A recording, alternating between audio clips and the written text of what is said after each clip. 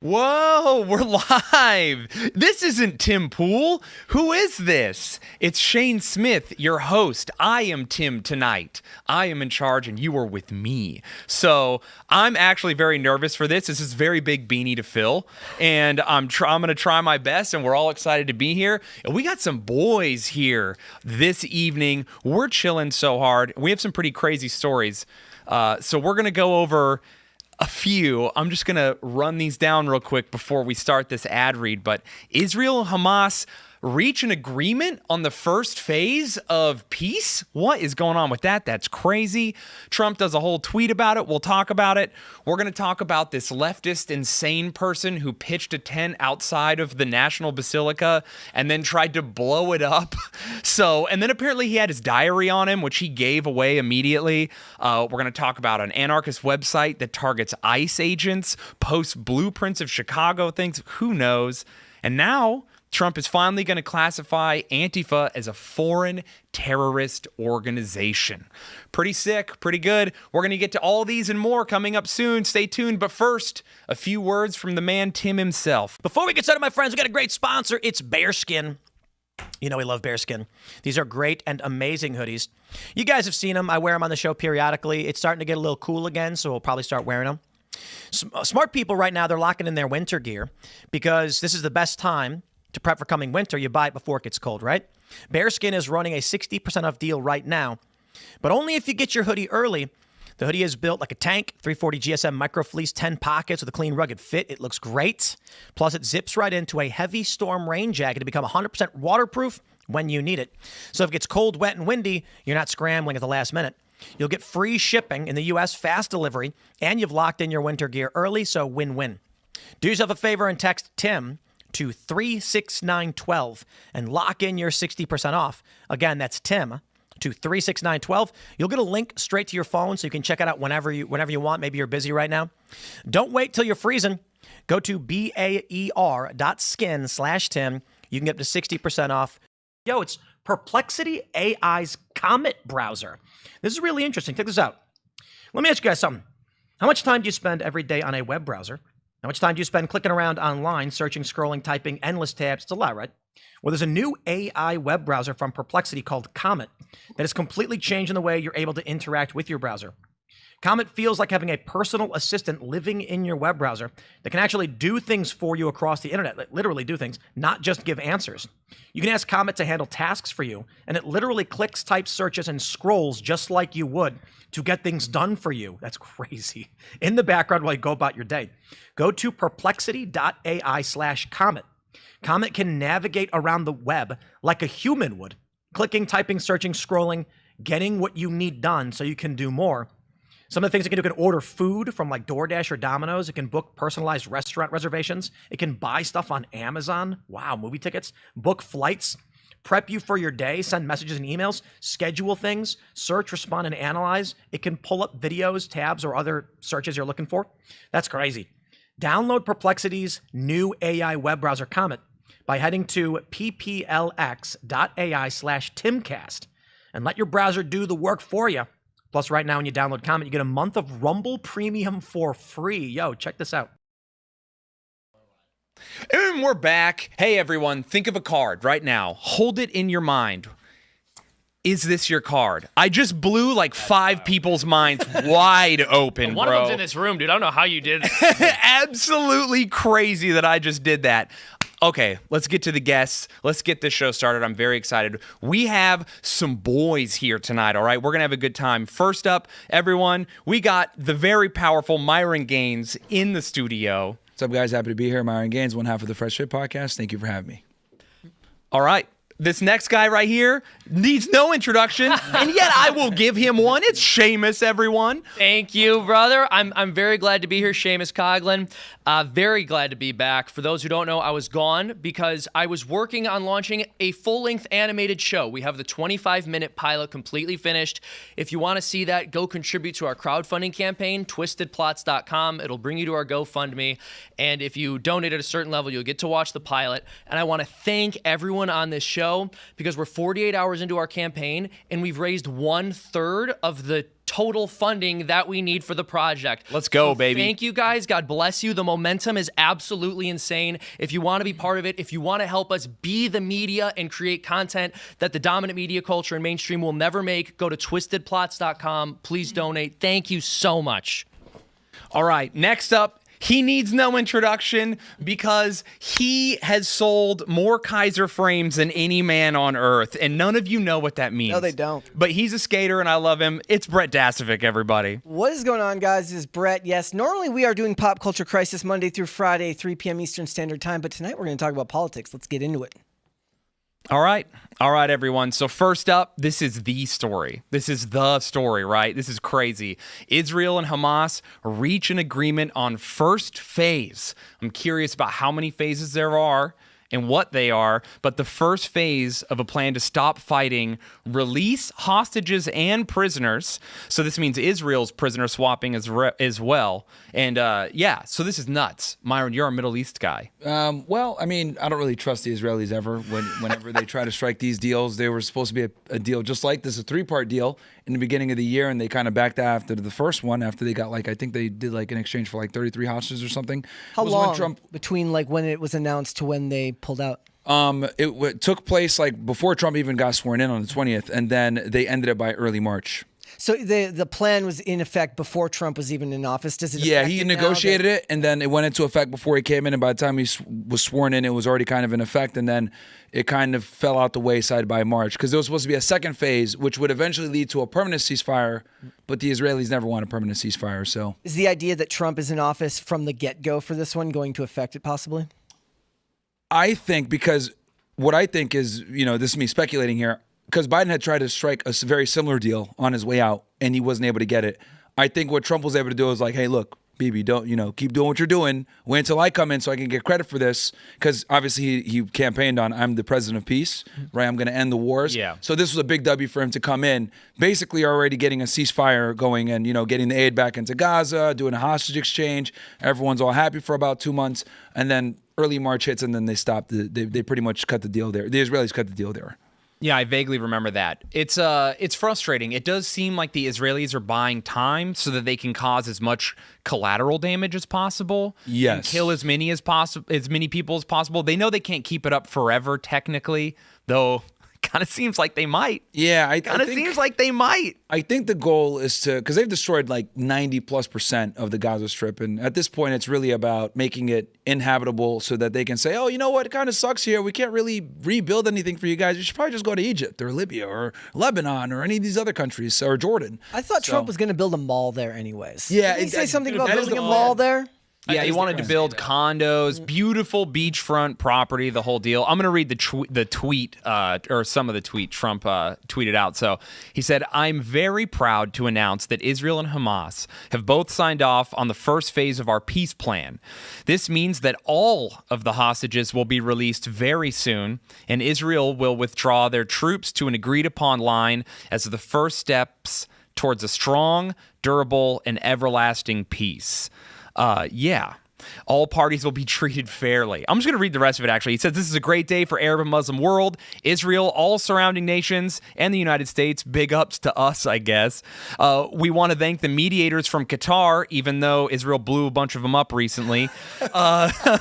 Egypt, even though they're useless and with Israel. And Turkey, who is also useless and evil." I don't know. All these people are not doing great. Erdogan or how do you say his name? Erdogan. That guy's not very good. What's he doing with the Kurds up there in Turkey? Just steals elections, pretty much. Just makes false promises. Is he not doing a little bit of a little murdering, a little killing? Oh, is he blowing people up? He's doing They're fighting the YPG. What's that Kurdish group up there? We don't have to talk about all this, but anyway, so. Donald Trump is pumped. Everyone in the Middle East is pumped. There's no good actors in the Middle East. It's like Armenia and that's it. Yeah, it's Is Armenia that's Europe, right? Yeah. Well, what do we count that? The Balkans? Yeah. All right. With this whole situation here, again, Trump's making a push for the Nobel Peace Prize, right? I think we all know that. He's really trying to get it, right, to add to his accolades. So this is good, I guess, to a degree. They wrote up a whole 20-point plan on, what they're going to do here. But one of the big hangups here, right, is they want Hamas to completely disarm. I don't know if that's going to happen. They want complete demilitarization and disarmament from them.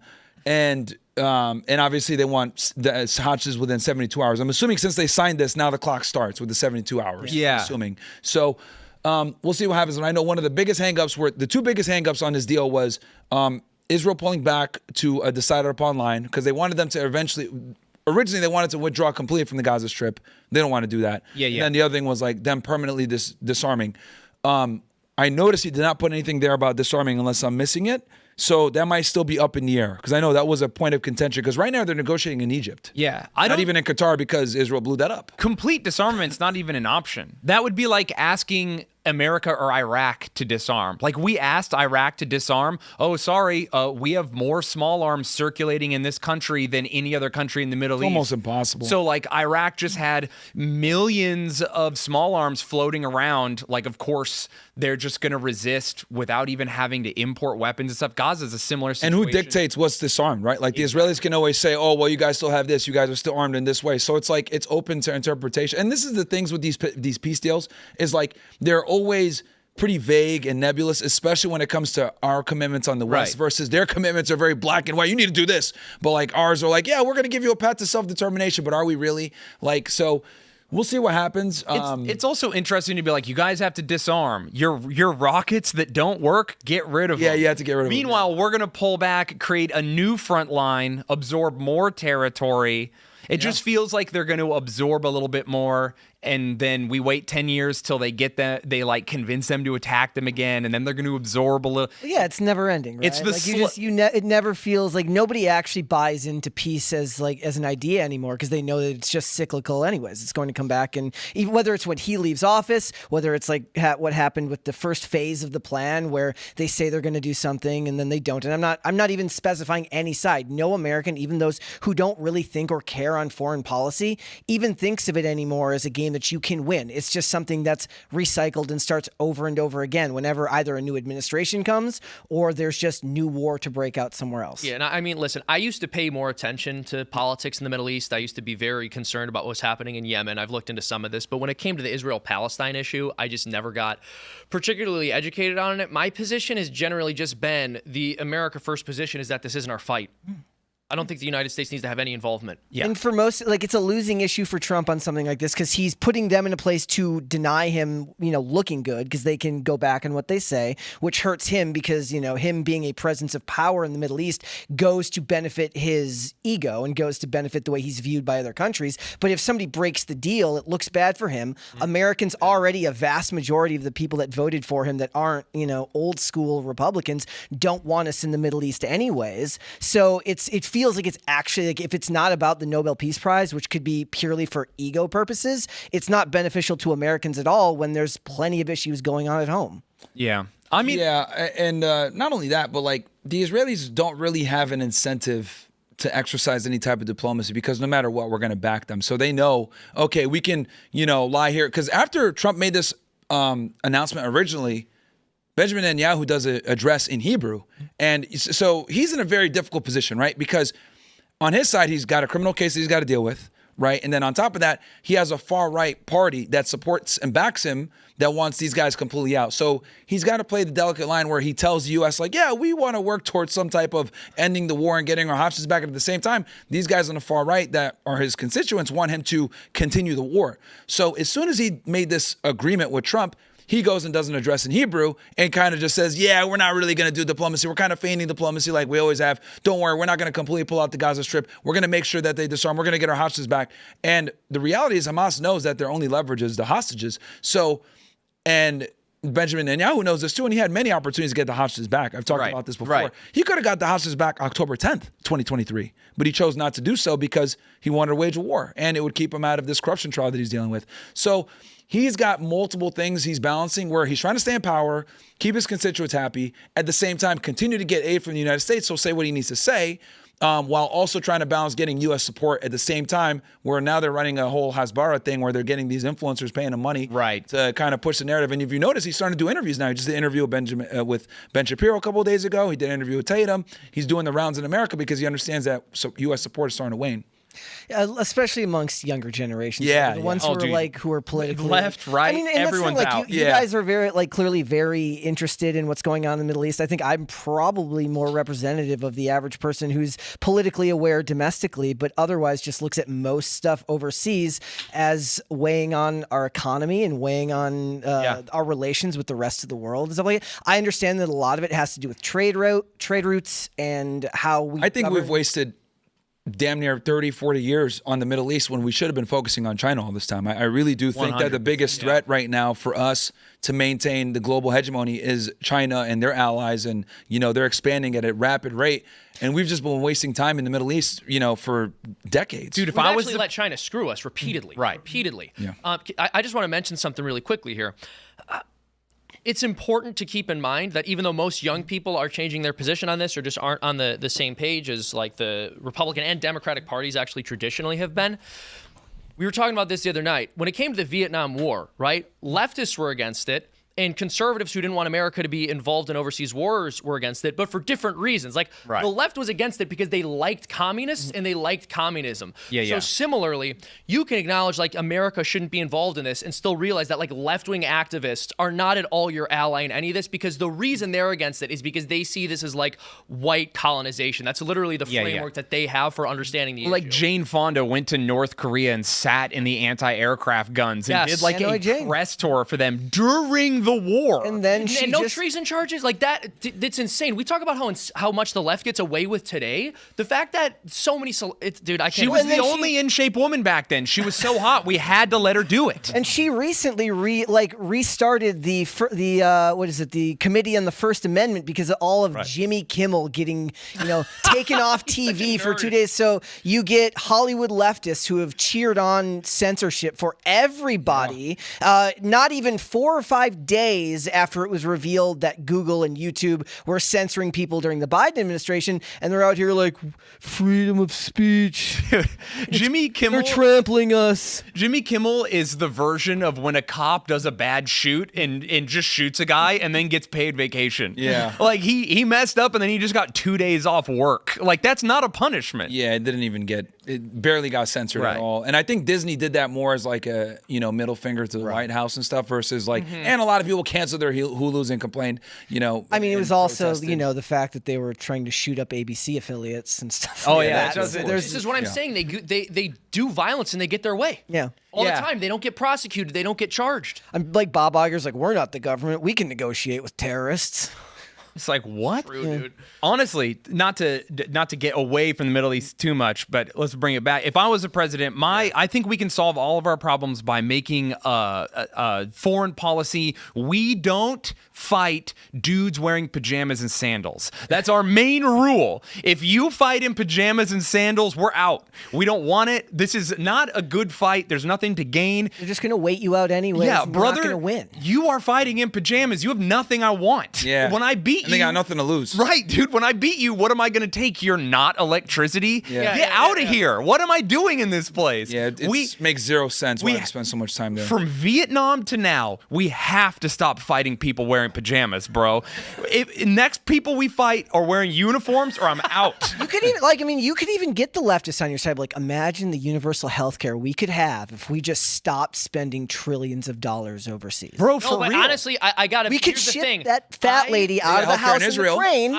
I want to make this point. I am as much against the foreign wars as anybody, but the stuff that they're proposing with this healthcare stuff, people don't realize this. We do spend more on healthcare than the military every year. Yeah. And the left is convinced us, like, we don't spend enough on welfare. We spend a lot on welfare, dude. There's only one organization that spends more on healthcare in the United States, and that's the Catholic Church, big dog. Oh, yeah. But the Catholic Church actually helps people.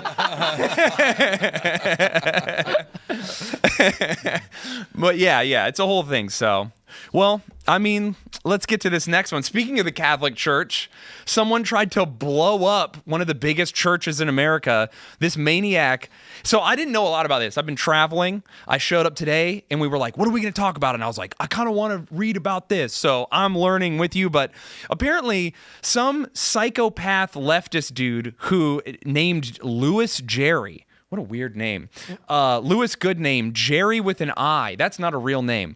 So anyway, he went up to the Cathedral of St. Matthew the Apostle, pitched a tent homeless style, and then I guess went back to his car like the shooter from Vegas, and then just kept bringing explosives or whatever into the tent, which is insane that. So he filled his tent with explosives, and then he was like, now that I have my home base set up, I guess I'll attack this church and all the government officials in it. And then a cop asked him what he was doing, and he gave up immediately without a fight. And then handed them his diary also? See, that's the problem. Is like everybody's got an ego today. Nobody actually wants to do the terrorism. They just want people to read their manifesto. 100%, dude. Start a Tumblr. You don't have to try to blow up a church, you dork. So this dude, like, he literally filled a tent with, like, Molotov cocktails and explosives, and he wanted to, I guess, kill Catholics and then the Supreme Court justices who were there. There were 3 Supreme Court justices. I'll tell you this: his laziness didn't pay off because the FBI didn't even take the case. Dude, it's It's the crazy. state. I'm looking at it. I had to double check. The probable cause statement that was ran was by the DC police. That's so... The state's doing it, so they don't even take them seriously. Dude, Terrorists are getting lazy. They're Here's the getting thing lazy. about the left is they're the worst at terrorism. Yeah. They're so, like that dude who shot all the ICE detainees. Well, also, What it's are like you doing? You guys are incompetent. It's like every time there's a girl shooter and they're like, she didn't get anybody. You're like, dang, bro, shoot one person though. That is crazy. He shot the illegal aliens. Yeah. Yeah, like Yeah, he didn't even hit you the didn't ICE get guys. nobody. You're terrible at this. Well, like, they hate guns, right? So like, he didn't go to the range. You just thought it's like the video games. Right. You know, I feel like synthetic estrogen was like a monkey paw thing for the left because it made more of their violent people like more emotionally unstable, but it made their aim worse. Yes, fair enough. Fair enough. She's just doing the hell out of those dishes. Like, what is going on with me lately? I don't know. Yeah, dude. So this guy just. But I predict the FBI will probably pick up the charges. They'll probably charge him, get him in quickly, because they probably just want him to get him detained as quickly as possible, and they're going to write a criminal complaint or indict him later. But you're saying the FBI like saw this and then just didn't do anything about it and had. I'm to get surprised picked they up. didn't take it immediately from the state. I guess the state took it first, and then like they'll come in and probably take it over. Literally, after. the like tap the sign like was known to the FBI. Yeah, probably. Yeah, probably. I'm like. It was on a list somewhere. I'm just frustrated with these people who try to do horrible things. Like he could have killed so many people, done a really horrible thing. He was a little incompetent. Maybe he messed up. Maybe we got lucky. We don't know. Like, you know, I made a joke about it, but we don't know how it really went down. And then everyone's going to kind of just sweep it under the rug because he was incompetent. We have a saying And in then- law enforcement. We say we catch the dumb ones. Yeah. That's what we used to say. Like, you know, so the smart ones. When we do crime, we say that too. Yeah, yeah. like a little thing that says "be smart." Yeah, dude. Smart. Dude, you got to remember. Got to remember. All right. Where was this? So, DC. Okay. This is crazy. So So, still like there's a homeless problem there too. Not as bad as like well, Trump just cleaned it up a little bit. So it's like the tent was out of place, but not as out of place as it could be. We have here's this fact about the case. They say he proceeded to pull out multiple capped vials containing yellow liquid with explosives. Which was this nitromethane? Yeah, what is that? It's nitromethane, which was Nitromethane. Here's the thing: when you're a cop and a homeless guy has a bunch of yellow liquid and he's like, "I'm gonna blow everyone Yeah, up," you're yeah. like, "If that's piss, I'm gonna electrocute you, bro." Yeah. Straight up. Yeah. That better be explosives and not piss, or I'm gonna freak out on you, and I'm gonna do police violence right now. And I'm gonna get paid leave. Right. get And I'm paid gonna leave for get a 2 week. days off afterwards. I'm going to get a vacation for beating you up. truly. No, not in DC. Every time, nitroglycerin and not piss, please. So yeah, I mean, no one got hurt. Everyone left. He brought his. Here's the thing. He brought his diary to the bombing. Yeah. What was so? He just really wanted people to find that. I think huh? so. It's like, Narcissistic. you know, he wasn't about Here's it. the thing. You don't have to do this. You don't have to hurt anybody. You have to plan it. What you do is you take your diary, you bind it up, just mail it to the news, Rorschach style, like or what from Watchmen or whatever. Just give someone, leave it at the park. Someone will read it. It's probably really gross and messed up. People will know about it. I promise. Plus, half the time, once somebody does commit an act of terrorism, they won't release the manifesto anyways. Oh, dude. Yeah. In fact, the best way to have it heard is to get caught first. Yeah, where's Crook's manifesto? Yeah. Oh shit. The Trump shooter guy. We don't have anything. We It don't took us even forever have to get motive. the remember the T that got in a shooting in Tennessee. Took us forever to get their manifesto. Yeah, and that thing was wild. Yeah. Literally drawing demons and stuff. Yeah, You're like, absolutely what? nuts. That was terrifying. He was really trying to lead with the title here. You can see the notebook was titled "Written Negotiations for the Avoidance of Destruction of Property via Detonation of Explosives." Like, Oh, You guys are so lazy now. It's a little Ted long. Kaczynski when you need them. Like, damn. It's not very catchy. just gonna Write say a real manifesto. You these lazy are people bastard. who look up to the You're doing a Yeah. bit. This Did is like AI write his manifesto? Right. Got like ChatGPT. You guys are getting lazy. These guys need to listen. You can contact me on Instagram. Shaydozer is my name. I will punch up your manifesto. Okay. I will get you going. We'll make it funny. We'll make it evil. I will help you. Give me the address to send to the FBI so you can get published. Like, damn. Dude, we'll title it good. Yeah. Dude, we'll have like a really tough, scary title. Like, Yeah, he didn't workshop if that. you read this, Wait, you're what was gay. what was the Unabomber one? It was like a guide to Ted Kaczynski. Yeah, it was Ted Kaczynski. It's like Yeah. that's the more you learn about like the history of American domestic terrorism, you know why the left is so pissed now. Because even back in the '90s and the '80s, they all owned cabins in the woods, and they're like, I can't afford a cabin now. Like, what are these guys even committing terrorist acts for? They had land, they had property, they had a home. Like, Yeah. what were they so angry about? It's so He funny. had like I a think beef with the about that, universities. too. Like all of his bombs, would just send them to like universities. Like someone like in like randomly in like tech, like, oh, you're making robots or you're doing tech, you need to die. Like then- because he was against Technology. like, and technology in general. Yeah. And he got caught, right? Because I think his brother recognized his Yes. his So writing interesting. style. His brother, because he had this phrase, you know, the phrase, you can't have your cake and eat it too. Right. He would, because he's an autist, the guy was a genius. He said that was technically that's incorrect. You're supposed to say you can't eat your cake and have it. Yeah. So he wrote that in one of his manifestos, and the brother noticed that right away. And he was like, "Oh, Ted, you idiot!" That's literally how they caught him, dude. Because he was like one of these like really smart. You know, you get these pedantic people that are Actually, like, it was Frankenstein's actually, it's monster." supposed to be this. No, Superman does. He's been waiting to good. get back at his He's brother not for good. years because Yeah. he kept correcting him And on that's that. how it's because he had certain misspellings, and then it was that phrase that his brother was like, "This is my brother," Yeah. right? So He sold his brother out. so he told the FBI, yeah, and then And they offered caught him the reward too, and he didn't take it. Oh, I didn't know that. Like, I think I feel like That's crazy. Take it and hire your brother a lawyer. And if I'm not mistaken, I don't know if it still is, but it was the most expensive FBI case ever conducted. It was because it started in It the was 70s. for decades. It took them right? forever to catch him. I watched a document. Like I listened to like a documentary on it He just recently. passed It away was like last decades year 'cause- too. Yeah, R.I.P. to a real one. Yeah, Ted Kaczynski. So. He was a wild guy. Listen, I don't agree with what he did. I'm just saying he was a real dude. He lived it. Yeah, He separate the art from the artist, right? Exactly. God, thank you. Did they hear that? Yeah, I Did hope they so. hear that? I hope so. I got it. Yeah, that's how they got him, dude.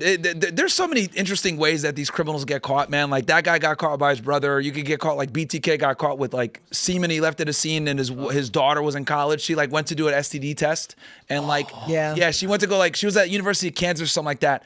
And this dude was like a guy that like would I know what BTK was. Yeah, up to. yeah, He was Dennis like Rader. the worst. There's Dennis only Rader. one worse than him. Who? The toy box killer. Oh yeah, that guy was crazy too. Yeah, and he just died of a heart attack during the trial. Oh yeah, Yeah. They never got the thing, but yeah, they caught him through DNA tests. And then another one, the Golden State Killer. that one's Interesting rough. with It him. was like a state university. Dude, right, he for was the- like for 80 BTK. years old, going like 90 on his Yeah, so motorcycle. check this out. and This stuff. is even funnier. So this guy was like in the 60s, right? He was like in the 70s. He was going crazy. They called him the original Night Stalker. He was like, breaking these houses, like, attacking the women and whatever. And then they called him a coward because he would only attack women. So Right. he started to attack houses where there was a dude there. And what he would do is he would make the dude sit on all fours, and he put china plates on his back as he went and assaulted the woman. And if they moved, he'd know because it would crash and everything like that. So that's how he kept the guys at bay. And he did this for decades, terrorizing California. They never caught him. So someone does like a 23andMe in his family, right? And the detective, like 20 years later, 30 years later, that's like, let me just because he left his DNA at the scenes. This is Right. before, DNA. yeah. So this dude was busting nuts all over the place, I guess. So they had the DNA and they just put it into 23andMe and they found a relative. And then they're like, okay, we find this guy. And then they look and they find someone that would be his age. They went to the house. They scrubbed like his car or something like that. The door handle, DNA match, came and arrested him. And it was California, so it was no cash bail. They're like, "You're fine, man. Go do whatever you want." Yeah, we'll be back. It's Just like you, like they're in a like, bit. you know, it was his first offense. It was his first time getting caught doing this. It would be cruel. You know, we didn't build the library in his neighborhood that would have made him a Socioeconomic non-criminal. factors We're were just definitely. off I can't remember his name, but he was like an Italian dude. But yeah, dude, they caught him like 40, was a 50 cop. years later. I don't know if he was a cop. I thought he was. I don't know if he was a cop. but- I also heard he had a micro penis, which I hope was true for his victim. Is this BTK you guys talking about? No, This is the Golden State Killer, the Golden original State, Night right, Stalker, right. not Richard Ramirez. But BTK, they caught him through his daughter. Yes, she went to right. like the doctor on campus, and then had a semen sample. And what fucked him up is he had gone away in the 70s. Nobody knew. They didn't identify him. They didn't know who he was. He sends the cops a thing like, "Can I send you guys a floppy?" And they're like, the this. metadata on it. Yeah, he's the not yes. talking about a For his picture church. of his Yeah, dong. and he Everybody. they said, yeah, go ahead, send it in. So he gives them like the floppy disk, and they were able to trace it back to the church and find him. And what he had done was he like said he was gonna make a comeback like in 04, and he took like a Barbie doll and put her like in a cereal box, saying like with the rope around her neck, like serial killer. So Yeah, corny. yeah. And then they were like, once Boomers they figured out who he suck. was. In the 70s, he had left semen at the scene again because, again, they didn't have DNA back then. So they compared the DNA test to his daughter, who was at that college, and that's how they linked him and caught him. Dude, he got boomered, man. That sucks. Yeah. That really sucks. I thought didn't they like tell him too that we can't. He asked, "Can you guys trace this?" And they said, Yeah. "No, Yeah, we they can't." said no, and he sent it in like an idiot. dude. Yeah, that's how they got him. That's actually The really police funny. can't lie. That's so funny. That's how they dude. got him, dude. Funny shit, man. That's like little kid, like, like, and "You you wouldn't have lie to tell to me me." the truth according to international I know law. ridiculous. You're a cop. You Like- have to tell me. I know way too much about serial killers, but yeah, like just funny shit. Like Ted Bundy, they caught him from his teeth because he bit some chick's ass cheeks when he was like assaulting them in Florida. Really? Records. Yeah, I think the first time they did like forensic orthodontics, and they caught him. So yeah, dude, crazy shit, man. Dude, that's insane. The 70s were the worst decade, I think. Oh, dude, by they were- far for crime. I think in general, like the cultural revolution that led us to where we are now got up to its peak in the 70s. Gas prices were high, inflation was crazy. We got wars going on. Every top serial killer was active in the 70s. Almost all of them.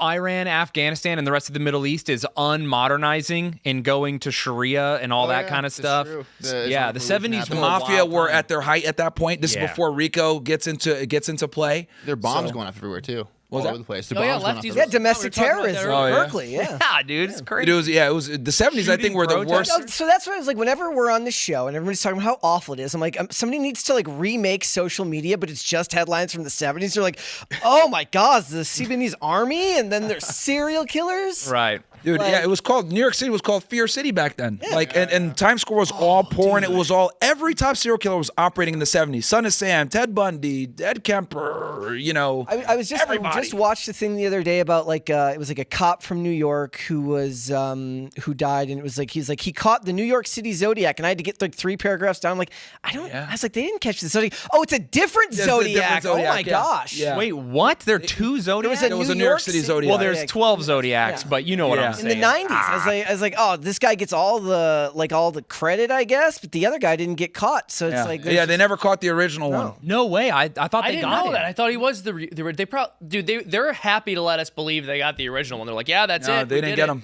They didn't get. He's one of the serial killers that like they have a suspect. God damn, I'll get his name. Some weird guy. it's mentioned in the I saw a Fincher movie, Netflix right? documentary. there was a Netflix on him. Yeah. Someone in the chat's gonna put it who it is, but yeah, they have a couple suspects, but they never It's like actually. Lindsey Graham or something. They're like, we think it was him. Yeah, Well, you dude. mentioned it was like the 70s were like this gnarly decade. I mean, if you look at the information we got today on this the story, if you want to breach this, Shane, we have another terrorist doing crazy stuff that could potentially get really bad. Yeah, dude. Anarchist website targets ICE agents, posts blueprints of Chicago facilities. Yeah, that's crazy. At least 4 ICE facilities in Chicago have been surveilled with detailed layouts, diagrams, and photos posted. Which is like, again, this is that like weird situation we're in where you're like, okay, that's really sketchy and intense and scary and left-wing terrorism, but they're also incompetent a lot of the time. So then you're like, well, what are they going to do? Get in? They can't climb a fence. Yeah. But then there's the part of it, well, you say that until one of them does. Yeah. Arthur Lee Allen. Sorry, that was the Yes, main okay. suspect. Arthur Lee Allen was the main. Arthur guy. Lee Allen. Yeah, that was that they had. So right here it says there's been an increase in the attempt to gather and, anonymously share and gather information online and publish it even on websites publicly available about these activities, explained Jason Perry, a cybersecurity professor at the Lewis University, according to ABC7 Chicago. It's just talking here about how there have been like 1,000% increase on increase in assaults on ICE agents. And I don't know what the time period is on this, but 1,000% is a big number regardless. Because they allow them to do it. Yeah. No one gets in trouble. No one gets charged. Bro, the FBI was able to find every single granny who walked through the Capitol after a police officer opened the door for them. And you have these people going out and attacking law enforcement. You And have they're actual explicitly politicians. doing so in order to overturn the results of a democratic election by not having the laws that the people voted for enforced. And they're like, I don't know where they are. And actual politicians go up there and starts fights with them, and then when they get arrested, they're like, "Donate to my campaign." It's such a LARP, dude. Oh yeah, New Jersey. Yeah. Yeah, when they got arrested by for I think they got arrested for like assault or trespass or something like that. Some politician lady got pushed down by ICE in California, right? Yeah. No, took a it was little I thought it was spill. New Jersey or whatever. Like it was. I Well, remember. there was that he's talking about. There was another incident too. There was one in New Jersey, and then I think there was something in California Yeah. as well. I mean, look, I used to be an ICE agent, and ICE HSI. Oh shit! Everyone's like, "What the fuck?" Yeah, I didn't know, yeah. No, I worked for ICE for a very long time. I worked for the Homeland Security. So there's two different components of ICE, right? There's ICE enforcement removal operations, who are the guys that actually like are the deportation officers that take the prisoners, like put them in the jail cells. They manage the detention facilities. They deport them to their countries. Then you got HSI who are doing the investigations. But since they're doing, all hands on deck, every federal agency is helping out with these arrests. Like FBI is out there, ATF is out there, like agencies that don't even have Title 8 authority, which is immigration, are out there doing these things. So like, So are they everyone's getting like assaulted. deputized in a way to go and be allowed to do that? Basically, they're doing the operations with Border Patrol, ERO, and ICE, who are the main lead agencies with Title 8. FBI does have Title 8 authority to do immigration, but they never want to admit that because that would mean that they would have to deal with their own prisoners, and no one ever wants to process illegal aliens because processing aliens is a big pain in the ass. Okay. Because you got to like make an alien file for them. You got to do put all the paperwork. Like deporting someone is actually a lot of work. Like it's not easy. So it's a lot of paperwork. You got to come out of retirement, go live on Instagram.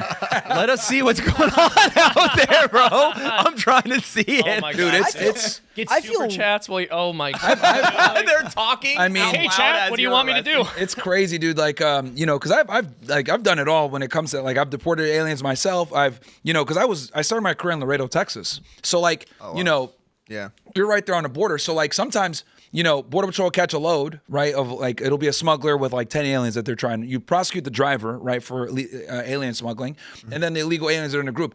Everyone that's like not going to be held as a material witness, they could get sent back. So they just get like a volunteer removal, and then you just kick them out, send them right back over the bridge. So you're just gonna go film live. You're like, gift 10 memberships. Yeah, Get gift 10 this guy with memberships, yeah. pepper spray. So But yeah, no, things have changed a lot, man. Like, pretty much all of HSI now, they've stopped. I've talked with a couple of guys on the job. Like, they don't even do criminal cases right now. Everyone is doing immigration, just straight immigration. Interesting. And for HSI, like, they're, they do money laundering, drug trafficking, anything coming in or out of the country. But almost all of them have like been pushed to do immigration stuff. So is drug trafficking like the customs side of it, as in shipping and stuff like that? Yeah, like, anything coming in or out. So like, like when I was on the border, for example, I was like in a human smuggling group where we did like immigration, but you would catch drugs as well all the time too. Like when customs calls you from the bridge, hey, we got this guy with like 10 kilos of coke, you'd go to respond. The customs agents Can I are ask, like, when were you- bro. how long ago were you doing this? So I was an agent from 2013 to 2020. Okay.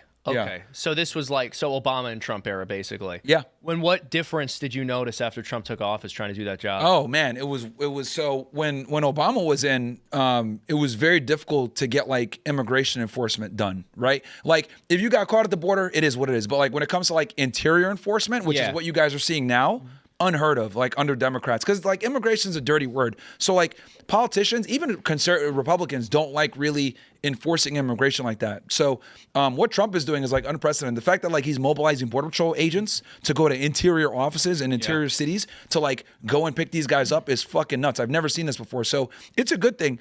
But yeah, when Trump came in, to give you an example, right, just the difference. So when Obama was in, right, like, a lot of these aliens, or well, especially Biden, the aliens would get something called a notice to appear. or an NTA. Yep. So they would get these NTAs and they would let them go to wherever they're going to go in the United States. And these NTAs, they'll be sitting in the wind waiting for like 2-3 years because immigration court is way backed up. They don't have enough immigration judges. They don't have enough Stay in hearings. Mexico came from, right? Like, What was that? That's where stay in Mexico came from when Trump came into office. Like, Well, with Trump, so with Biden, they were getting NTAs. Yeah. With Trump, it was you're getting expedited removal. So within 2 weeks, you had to get out of here. Like they were deporting them right back. Like they were catching them, they're giving them an ER, which is expedited removal, which counts as actual real deportation. Or if it was their first time, they'd get a VR. But most of the time, it would be an ER. And this is important because the way you're deported dictates, if you could come back in the future. Right, and then when you're arrested by immigration, they have to remove you in a certain manner. So, is it order from an immigration judge? Is it a voluntary removal? Is it an expedited removal? But when Trump was in, everybody was getting ERs. Everybody. and one of the reasons is good. Obama's numbers were so high on deportations because they were being turned away at the border and those were counting as deportations. Like and that's the other thing too. People say, oh yeah, well actually Obama did more. Like Democrats are always bad on immigration because they never if the aliens make it in, they're good. But like with Trump, he was a bit more aggressive where you can do interior enforcement. That's where the real deportations, like what you guys are seeing now, this is what we should have been doing we've been doing this a long time ago, like doing interior enforcement. You mean but everyone's enforcing scared our to do it. law? Yeah, probably. You're right when Yeah. it's I'm gonna read some Yeah. paragraphs from this article because it's insane. It says Chicago has recently seen several violent incidents targeting federal immigration authorities. Last week, Border Patrol officers were ambushed when individuals rammed their vehicles into agents. I'm assuming into their actual vehicles and not their persons. But one of the suspects, identified as Miramar Martinez, was armed and had a history of doxing federal agents. On Monday, federal agents arrested a gang leader accused of offering bounties to capture and kill a senior immigration officer involved in Operation Midway Blitz. An ongoing immigration enforcement effort in Chicago, the suspect Juan Espinoza Martinez, an illegal immigrant from Mexico, allegedly placed a $10,000 bounty. That's pretty decent. On Border Patrol Chief Gregory Bovino. That's crazy. It does feel like the liberal, they're doing this thing where everyone's kind of comfortable with violence from a distance. Yep. Like I'll tweet about it. I don't experience it in my life ever. I live very safely. I'm very chill. Nothing's going on. But I'm crazy. And I'll dox people and I'll tweet out this stuff and I'll participate online. And hopefully a real crazy person will do the thing that I won't do. And that seems like their strategy. Yeah. Like tens of thousands of these people are being disgusting monsters and sort of just being like, this Trump next. Whatever, and they're just hoping through doxing and giving out this information that they will motivate the next guy. Well, and every single accusation from the left is always an admission. You probably noticed a couple of years ago they started using this phrase stochastic terrorism. Yeah. So if you were to state any borderline normal right-wing talking point, they would accuse you of stochastic terrorism. And one of the left's favorite arguments for the past 5 to 10 years, as soon as they really started losing the culture war because people could access information online,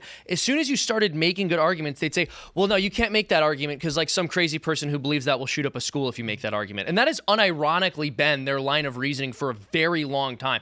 If you say anything that's out of step with left-wing orthodoxy, you're either going to get a gay teenager to commit suicide or someone's going to shoot up a school. And that has been their emotional blackmail.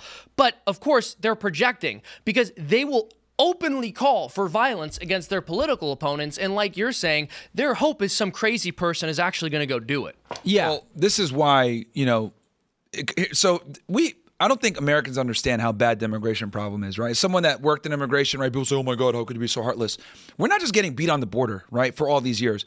We're getting beat in the interior too, because people come in legally and people don't understand they overstay their visas. Mm-hmm. They scam our systems where they, do marriage fraud. There's an entire marriage fraud underground where you got corrupt immigration attorneys working with these people, where there's people that get married multiple times as sponsors, getting paid $10,000, $20,000, $30,000 to marry this person, make it work for 2 years. They, help them rehearse for their CIS interview when they do meet with their immigration official to get, their green card or whatever. We're getting beat on so many different angles when it comes to immigration, and we're finally doing something now with Trump, doing interior enforcement. This has been a big problem that every politician has been too scared to do because, number one, it requires a lot of effort from all these different federal agencies. Number two, you get all the opposition that we're getting right now. And then number three, yeah, you deal with danger and you have to mobilize units and everything else like that. But we've been needing to do this for a very long time. Yeah. It's also, it hits right at home for a lot of people because the people that you end up having to deport are ones, you're not hearing about the gang leaders, you're not hearing about the drug dealers,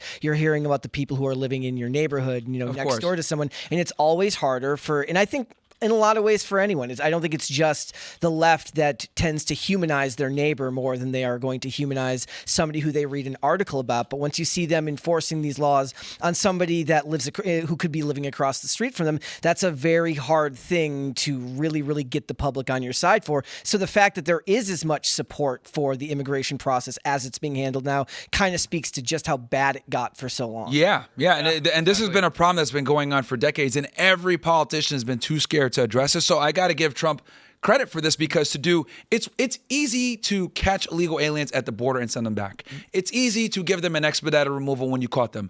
It's another thing to mobilize ERO, enforcement removal operations, ICE, and all these other agencies, interior, and arrest these guys in major cities real time and run these immigration ops. And the other thing too with immigration operations is your authority is limited. Like when you have an immigration warrant, yes, it's a real warrant, but you can't kick their door down, right? You can't you don't have the same power as you would with a federal arrest warrant. So you are limited in how much you can move. So the fact that they're actually getting this done, this has been something that we've been needing to do for decades, man. For decades. And I sort of agree with what you were saying.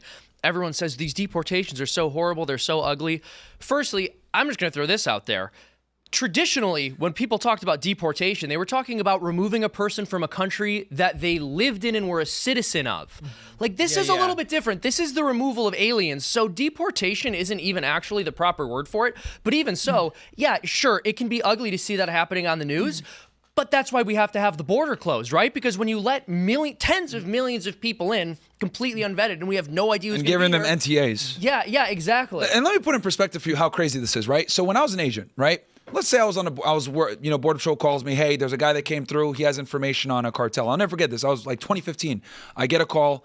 Hey, there's this guy here who wants to provide information. We caught him in a load of 20 aliens. I go in there and I talk to him, right? He provides all this information on, at the time it was the Zetas that ran the area, because I was in Laredo. Nuevo Laredo was right across. It was the Zetas that ran it, whatever. This guy was like a bodyguard for one of the Z40 guys. Long story short, if I wanted to turn him into an informant, I would have to take him, bring him to my office, do what's called the NTA, notice to appear, right? And process it myself. If I ask Border Patrol, hey, can you guys process him for me? I want to turn him into an informant. They're like, fuck you, we're not doing that. That's a lot of paperwork. And we have to get the chief to sign off on that because you're on the line for that alien, right? So me, as a guy who's a criminal investigator, wants to turn a guy into an informant, I would have to do it myself. Border Patrol wouldn't do it. Now, to put into context, fast forward to the Biden era. These illegal aliens that are coming in that aren't informants, that don't have any benefit to the U.S. government whatsoever, they're getting NTAs. And not only are they getting NTAs, they're going into random places in the United States. They don't get a court date for years. They put some bullshit address down. By the time they want to serve them, hey, it's your court date, they're not there. They're gone. They're in the wind. Yes. Or they married somebody, whatever. So, it was an act of Congress for me to get an NTA for someone that I needed for a criminal investigation. That's insane. They were giving these NTAs to these guys like fucking candy under the Biden administration, just so the American people understand the significance of an NTA. Exactly. I mean, there's an extremely complicated, convoluted, intense process for enforcing the law, but for breaking the law, it can be done easily, and that's what the left has done for decades. Yeah. They can bring as many of them over as they want, and then you try to send any of them back, and they go, you're not following the proper procedures. Like, proper procedures? Yeah, you didn't follow it to get them. What are you talking about, proper procedures? You just imported tens of millions of people outside of congressional approval, outside of the approval of people in the United States, because you just didn't enforce the law. Speaking of proper procedures, we should move to the next thing. But before we do, real quick, I just want to say the marriage fraud thing, when we made no-fault divorce a thing, they brought that up. They were like, people are going to do a bunch of marriage fraud. Yep. And I would just like to ride or die for bringing no-fault divorce back, baby. Marriage should be real. Do it or don't. I was going to say, but because it's the easiest path to a green card. No, That's why. it is. It's crazy. Yeah, it's by far the easiest way. Marriage should destroy your life if it goes bad. Okay, straight up, it should be a big deal. You guys aren't actually married. You're just dating with consequences. You're what do we want to call it? Pussies? I don't know. Anyway, I'm Catholic married, so I'm super married. Based. Yeah, dude. So in any case, we got a video about Trump classifying Antifa. So let's see the president of these United States talk. Are you going to work with your administration as the Secretary of State here? Are you going to work with your administration to designate it a foreign terror organization? You mean a terror? Antifa? Antifa? A foreign terror organization. Well, has that been done? Pretty close, right? Would you like to see it done? Yes, Mr. President. Do you think it would help? They have foreign I'd be links glad all to do across it. I Western think it's the Europe. kind of thing I'd like to do. If you'd like, does Middle everybody East. agree? That's so him, dude. If you agree, I agree. So Let's get on it brand, done. dude. Okay, let's get it done. You guys like it? Marco, All right, we'll take care of Fuck it. yeah. That's international, you mean? International.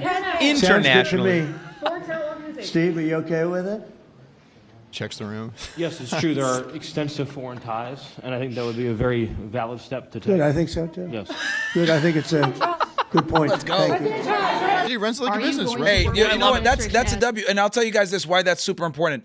If you designate them as a FTO, now you can start using intelligence services on them. How do you guys think we're fucking up these drug cartels right now? Because now we're using the Department of War, aka Department of Defense, because once you designate them as a terrorist, a foreign terrorist organization, now the intel community is involved. You could bring in the military. Things change the game. Like when I was on the job, for example, when I was doing, my investigation of drug cartels, we were kind of limited in what we could do, right? We had some resources and stuff like that, but you couldn't really use intelligence agencies or in your investigation, and if you did, you couldn't use it. Like you couldn't use it in a criminal case. So like it could help you like find some stuff, but like you have to parallel reconstruct everything. So if you got a phone number here, you'd be like, oh man, I can't use the number. I got to parallel reconstruct this. So you're able to use it that way. But now if you designate them as an FTO, dude, like the amount of resources you get using intelligence agencies to collect on these things make it way easier. So I'm glad that he's doing this. I've been saying for damn near 5 years now at this point that Antifa should have been a terrorist organization a long time ago. So BLM too. By the way, that was the plot of Sicario 2. Yeah, it was. Yeah. They just start blowing people up in one shot. Except for in Sicario. That movie was a little sensationalized, but Yeah, in Sicario 2, it's like the CIA and some like grunts on the ground. In real life, it's the United States Navy just one-shotting dudes all over the place, like blowing people up. Yeah. So way and that's because they scarier. designated them. Way Once they designated them scarier. as a foreign terrorist organization, boom, gloves are off. We can start killing these guys now, which is what they're doing with the Venezuelan drug traffickers. Yeah, dude. Yeah, that's interesting. I feel like if Israel wasn't a thing, we'd be on the ground in Venezuela already. Yeah, probably. Like if Probably. that wasn't a thorn in his side and he didn't have to like attack Yemen and Iran, and because everyone's like, well, weren't you the president of peace? So he kind of tied his own hands. Now he can't go into Venezuela and And Marco Rubio's had a hard on for Venezuela for a long time. He wants to go in there. have it their oil. Their access to the trading partner to fix things would be huge for us. And we're trying to get over here on the global West. We're trying not to buy Russian oil. We're trying not to do this and that. Well, you'll appreciate this as a Catholic. I mean, our whole entire foreign policy establishment is structured on a total subversion of subsidiarity. Like, instead of caring about the things closest to us and handling those, we're going all the way across the world to try to solve problems there that we're never going to be able to solve, and then we're letting everything here fall apart. Yeah. Yeah, it's a real problem. It's insane. I don't like it, and I want it to stop. Amen. So let's see what this next story is. Florida man charged with intentionally setting Pacific Palisades fire in L.A. It's about time. Does Florida man mean like Maryland man?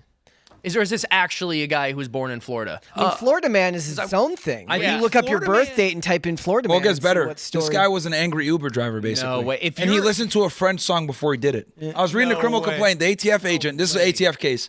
ATF is running it out of Central District of California. And, it's funny when you read these affidavits sometimes. And like the guy literally, I guess he had listened to this French song, which boils down to like burning things down. And he had listened to this song, getting himself hyped up, and he was an Uber driver. And like a couple of the Uber people that he had driven went to the Fed saying, yeah, this guy was a little agitated. We think he might be onto something here. Oh my God. I'm actually That's just how it kind of came up, impressed that yeah. anybody went and turned him in. Like, we live in an age where, like, I just assume everyone's like, not my business. I got out of the car without it blowing up. It's fine. If he was inspired by a French song, I'm surprised he didn't turn Yeah, himself let me find in. it. I'll tell Do you we guys have a right photo now. of him? Jonathan Rinderknecht? Yeah, I was Yeah, looking he's for a that, French actually. dude. He's French? Dude, Oh, there he is. look at him. Explains a lot. There he is. Oh, man. That's ironic. A French song about burning stuff is super funny to me. He looks like he lives in L.A. So they went through his YouTube, right? I So mean that degeneratively. I read through the affidavit. They went through his YouTube. The name of the song is listen to a song entitled Un Zider Un The by French artist Jasmine. Jasmine. Now that musician's gonna have to be like, I do not. If she's You're a gonna have to take leftist, down maybe the not. music video. She'll be like, yeah, burn it all down. Yeah, guy grew up in France, fluent in French, and he was an Uber driver. Got sick of tipping So, culture in get America. more immigrants. We got to get these freaking frogs out of our country, you guys. Actually, this is the story you point to now when somebody's like, you just hate like brown people. You're like, actually, no, I saw this French No, guy. dude. This is what happens. It doesn't matter what color you are. If you didn't come here legally, we don't want you burning down our buildings. We don't want you starting fires out in the woods. Yeah, You're dude. okay with people who are born here having campfires? Yes. So you're not actually anti-fire at all. No. That's the thing they do. I've joked about this before, but like a migrant could harpoon a dolphin at SeaWorld and they'd be like, oh, so fishing's only okay when white people do it. They'll reach for any little similarity between two completely different things and then like try to shame you for not supporting the most awful version of it when it was done by an immigrant. Yeah, it's stupid. We need to get these French people out of here acting like baguettes. Fun fact about a lot of people. Another reason why I think our system is broken. So countries like France, Canada, obviously they have visa waivers. They don't have to come here with visas.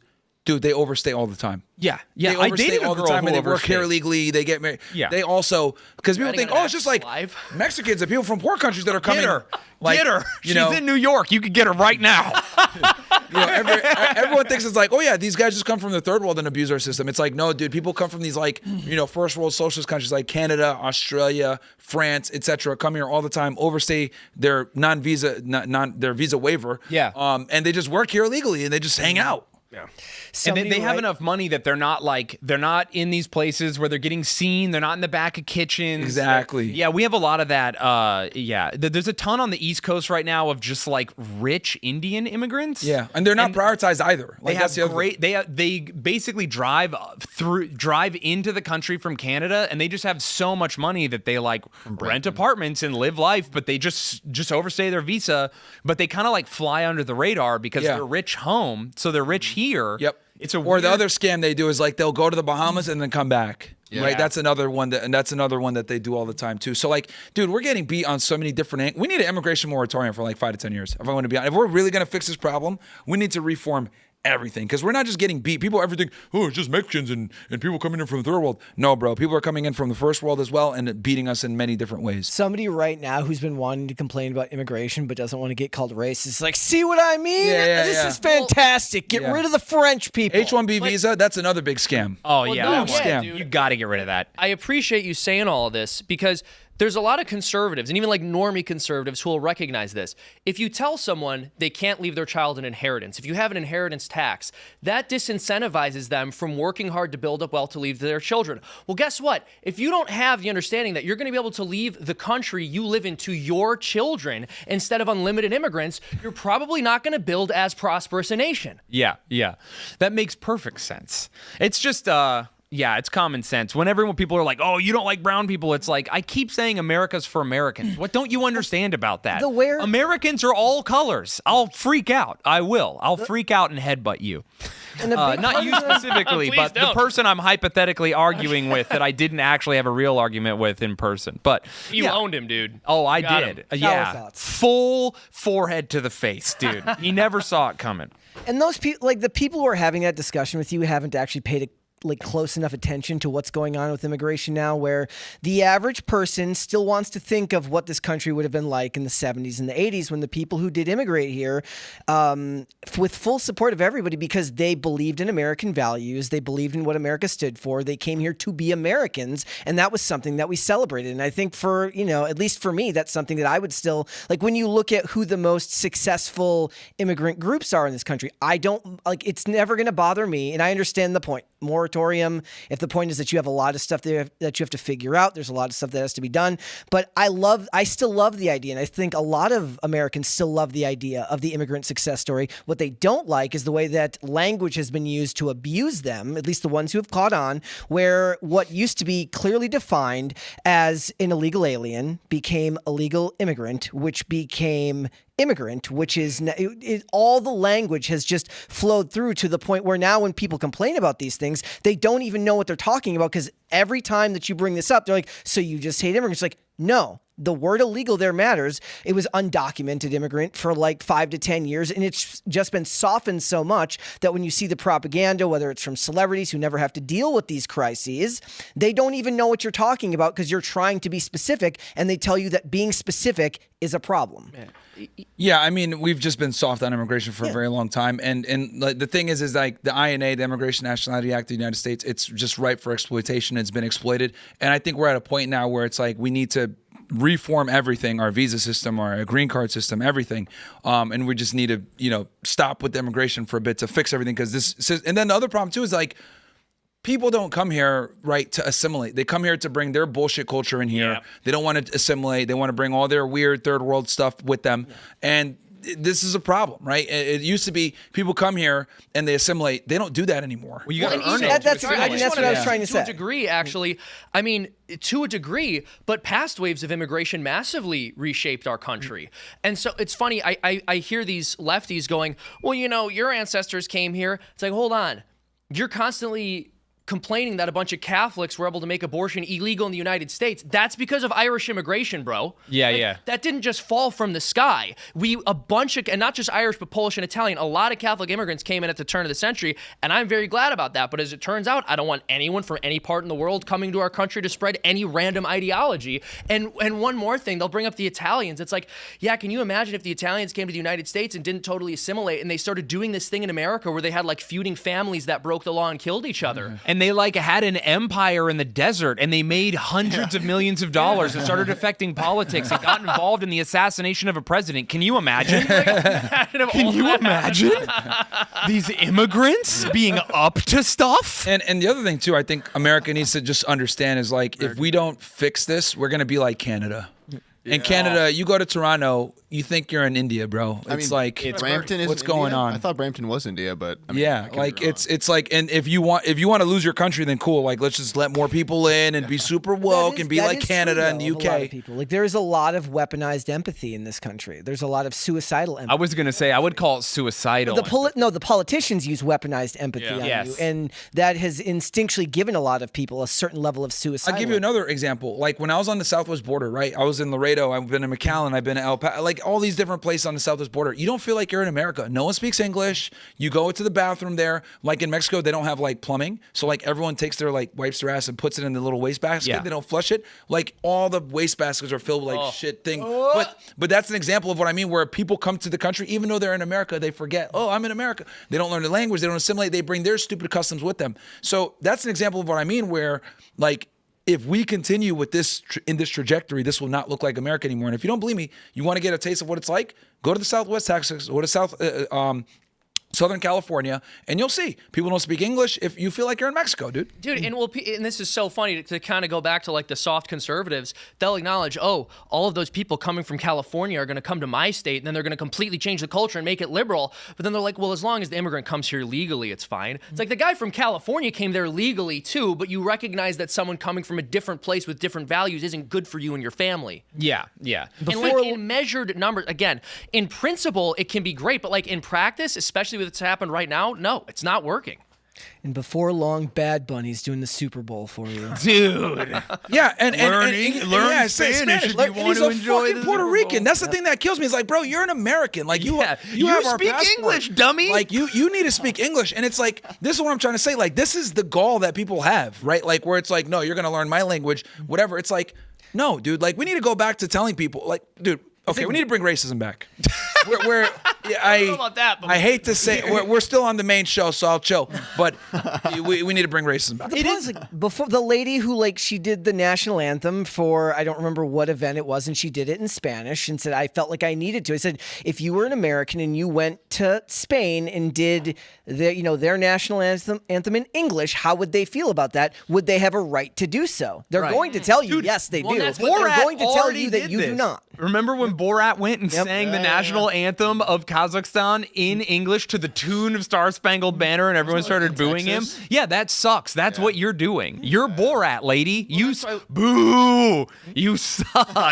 Well, that's why I would argue it's not that we need to bring racism back. It's there's so many things that have been called racism that aren't. Like wanting someone to speak your language. That's not racist. That's a normal instinct. So I speak English if you're in the United States. Dude, you'll hear about people and it's like, this poor man, he was deported after 20 years and he didn't speak English. I'm like, he's here for 20 years and he didn't speak English? How does that happen? It's like an immersion program in 6 months. Where was he? Yeah, that's crazy. Mormon missionaries learn how to speak a new language in like 3 weeks, dude. Crazy, man. Yeah, and they're out here pounding the pavement with their weird little helmets on. So you can learn English, immigrants. Maybe it's a thinking cap, and that's why they're able to do it. You know what? Consider? I had not. Dude, their little bikes. I love my Mormon That's friends. the thing. I obviously disagree with Mormons on a number of theological issues, but like everyone on the left who rips on Mormons, it's like I know you're ripping on them for like the things I share in common with them. Right. Yeah. Oh, Mormons suck. They're so dorky how they love their kids and have both their parents and don't do drugs and don't drink. Don't do drugs and don't drink and go to school and have girlfriends and then get married to them normal style and have careers and enjoy themselves and have motorcycles. You know how lame that is? You know, it's funny. They should be mentally ill like me. I'm on 5 medications and my penis doesn't work anymore. It's cool. My wife says if you see a big happy family and they're like kind of messy, they're Catholic, and if you see a big happy family and they're like put together, they're Mormon. That's pretty fair. That's pretty fair. And if you see a big happy family and they're all walking behind dad, that's Muslim. There you go. We keep our women in check. That's the one thing we do right. Yeah. No rights for you guys.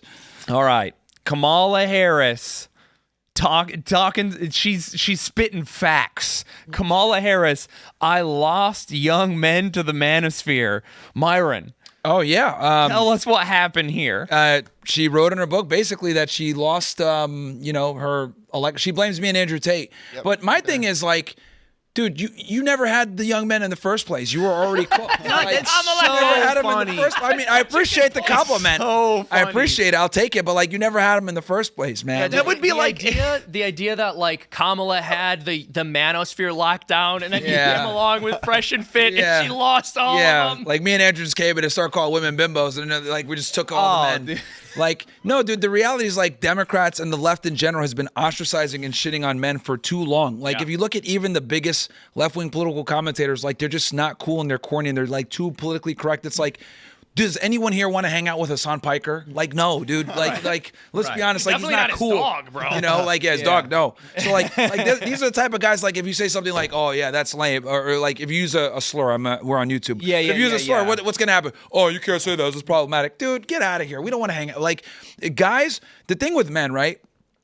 With men, you have to be authentic, right? If you want to sell to men, they have to like and trust you. Like with women, you can scam all day and be a fraud. It doesn't matter, right? Dr. Oz and Oprah, whatever. Who cares? It's easy to sell to women because they're stupid, right? Let's just be honest, they're stupid. But with men, it's way harder. Yeah. It's way harder to sell. You guys don't agree? I don't. No, I agree. I think women need male I'm leadership. with you. I certainly agree. Women need male leadership. I don't think they're stupid. Oh, I don't know, but I mean, I think that everyone can be stupid. Yeah. Well, my wife is very intelligent. Therefore, I will use my anecdotal evidence. Yeah. So my wife's not a woman; she's my wife. See, like, I'm not saying every woman is stupid, but the majority is. And if they don't got a guy, then they're definitely cooked. Like, they need male leadership, is what I'm trying to say. I agree. They need male leadership. They need male. Sure. They're like children, bro. Like, that's what they are. So, like, the reality is, like, what is that offensive? Oh, well, anyway, yeah, they're like kids. It's just funny. Yeah. To say So out loud. either way, like, yeah, I don't think, yeah. So, coming back to that, so.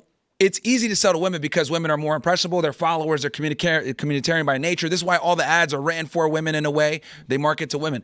With men, you have to be authentic. So if guys can't identify or like they don't feel like they can share a beer with you, they're not going to like you. Yeah. Like, that's just how it is. And this is what the left has been doing a really shitty job with, because look at all the top left-wing political commentators. Do you think you're going to sit and have a beer with Harry Sisson? No. With Hassan Piker? No. Like, none of them are cool. That would have actually done her better if she was like looking to change people's mind. Wouldn't be to say that she lost the male vote to you, but to say that I lost the male vote to our horrible influencers that don't actually represent anything that men actually That's totally fair, Nicki man. But I Minaj- want to mention, it is true. Obviously, when they're marketing towards so much of it is just dumping all over men, and it's like, of course, men aren't going to follow you, and they try to do this saw white the guy Gillette for commercial? Harris thing. Oh yeah, years ago, man, it was horrible. Like that should show you. The guy that, like, sitting on the back of the truck who's never sat on the back of a truck before. No, that was the white guys for Harris. He's talking about Gillette. So Gillette released this really stupid commercial years ago. Where the guy right? stops him. Where it stops the guy, talking about toxic masculinity. Yep.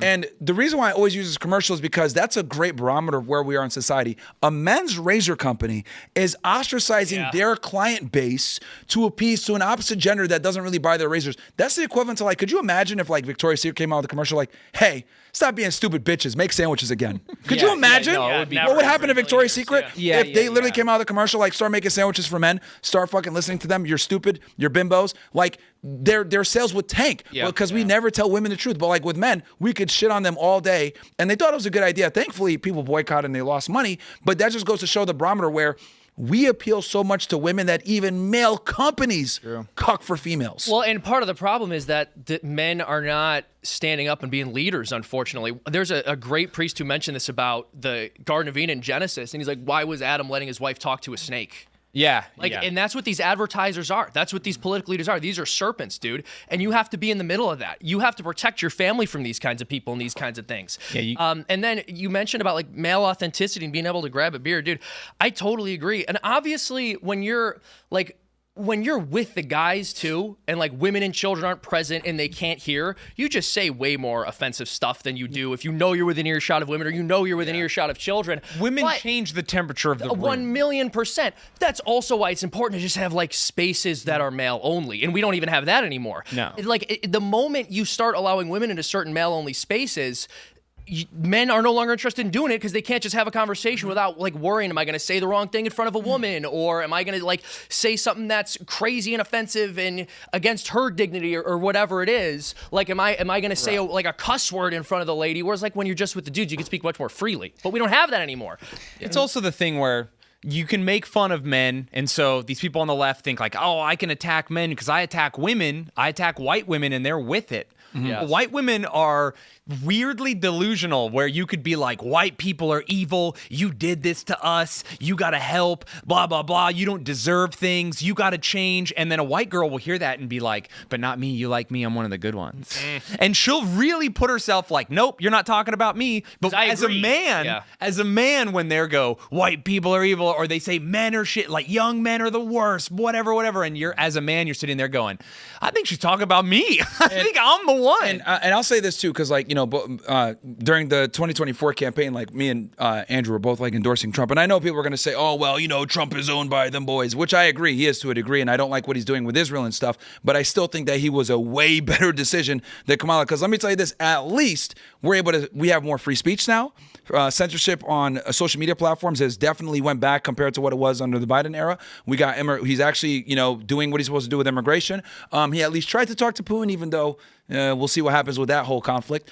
So I do think he's a way better choice. And quite frankly, dude, I'm not voting for a female president. I don't think women should ever have power. I don't even think women should have the right to vote, if we're going to be honest. I think we need to repeal the 19th Amendment. Because if we didn't, I'll say this, if we had to rely on the female vote, Kamala Harris would be in office right now. Well, yeah, every time. Because women are single issue voters. And that's a big problem. I think voting should be something you earn, not it shouldn't just be something you have. Yes. And since they're not in selective service, possibly. I know that's originally what we did. We went men who own property. I don't think that we should gatekeep it that way. I think that you can own property or maybe service. We'll get a little Starship Troopers action going. So it's like, so women don't have to go into selective service. So like I look at it like, let's just be honest here. Not only do they not have to enroll in selective service, when they are in the military, they make it worse. They suck as cops. When I was an agent, I never put women ever in the entry team. They They're degrade always on the perimeter, morale of any unit. right? You got to make it retard proof for them. Like if you're in a military unit, dude, I'd be pissed if I'm in an infantry unit and there's a woman and she's got to drag me to safety. Yeah. Like they make everything weaker and worse. Well, foreign militaries that employ female soldiers like the YPG in Kurdistan, they just do all women units. Mm-hmm. So whatever happens, and they find that it raises morale across the board significantly. They should never be in with men, and I don't think they should be ever in combat roles. It should be support role, if anything, and they shouldn't be patrol. If they're going to be cops, they shouldn't be in patrol. Because here's the thing, no guy wants to be partnered up with a female, dude. Let's be honest here. You know, if you get in a shootout or something like that, how many cop videos are we going to see here where the woman doesn't know what she's doing? She can't get the guy under control. The motivator to fight in a war, too. Like, the motivator to fight in a war is like, we got to protect our women and children. So if there are women on the front lines, we get them out here with us. Like, what's the point? I got a friend who said this. He's like, any country that sends its women to fight in wars deserves to lose. Yeah. It's just a complete failure to understand the sexes. And you're right. It's funny. I knew a woman who was in the military, but at one point she was like, "Yeah, I don't think women should do this." I was like, "Really?" And she's like, and she made the point you made. She's like, "I can't drag a guy in gear out of combat." And she's like, "That's why I'm not going to be in a combat role." And I like, and people gave Pete Hegseth the whole problem about this. Like, you know, look. If we're going to put one standard and a woman can do it, great. But let's be honest, 99% of women are going to fail. So I think that's a good thing because it keeps them out. And honestly, yeah, we need to protect women and children because they're the more vulnerable class of people. So, and I would even take it a step further on that one part. Even if you have a woman who meets that standards, I do not think she should be in a combat role. I just think it's wrong. I mean, from what I've heard is that like if men and women are in combat together, that if a woman gets hurt, the man's instinct that's a big reason to protect that's her. a big reason why they did not allow them in infantry for a very long time was literally because of that. They would compromise the unit to because, you know, it's just an inherent protection thing, right? Yeah. So like you can't override. It's also it's like you remember what I was saying? For morale to in an infantry unit, you can't even let the funniest guy do things that could get him hurt. You have to protect certain people. When you have a platoon, you're like managing people, trying to keep, because Napoleon said morale is to a man as 3 is to 1.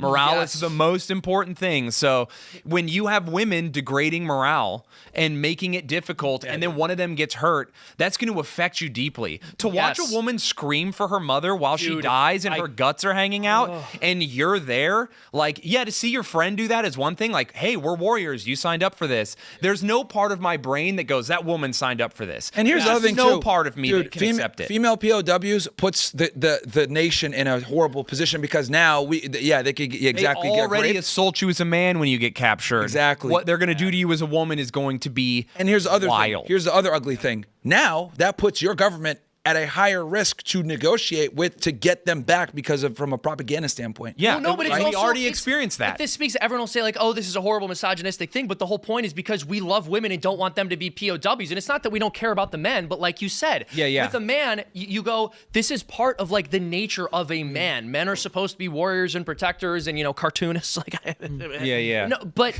I was mentioning earlier about the male-only spaces thing and how men can speak more freely when they're just with the guys. They don't have to worry about like the dignity of the woman in the room and protecting that, and they can just have conversations without like, is this a word I can't say on a woman or whatever. What about when you're in the military fighting in a battle, dude? You can't be thinking about that when you're fighting in a war. That's insane. And here's another thing too. Like, there's no one that's talked to more females than I have. I've talked to almost 4,000 girls on my show. And there's it's insane the amount of information I've been able to collect. And one of the biggest things I've been able to figure out about females, regardless of their background, their race, their education level, their upbringing, etc., right? That might influence a little bit, but one of the things that's incredible is they have this inability to understand generalizations. Like, if I say something that's objectively true generally, they'll say, well, that doesn't apply to me, right? And I get it, because women are naturally narcissistic and solipsistic because they're the more vulnerable sex. They have to protect themselves because they carry the next lineage of a human being. They have to be more selfish. This is the truth,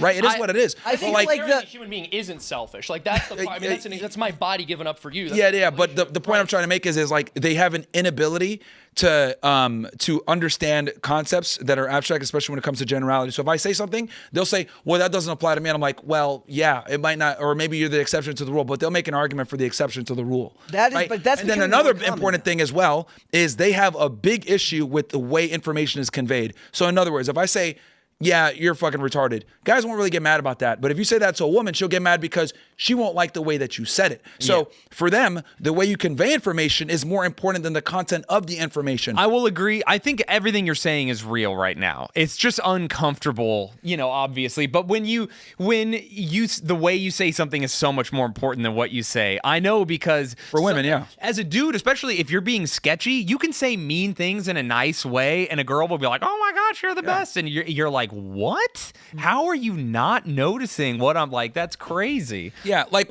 and that's another thing too, why when men communicate, we're more concerned with the content of the information and the validity. And most importantly, here's another big thing that they don't understand.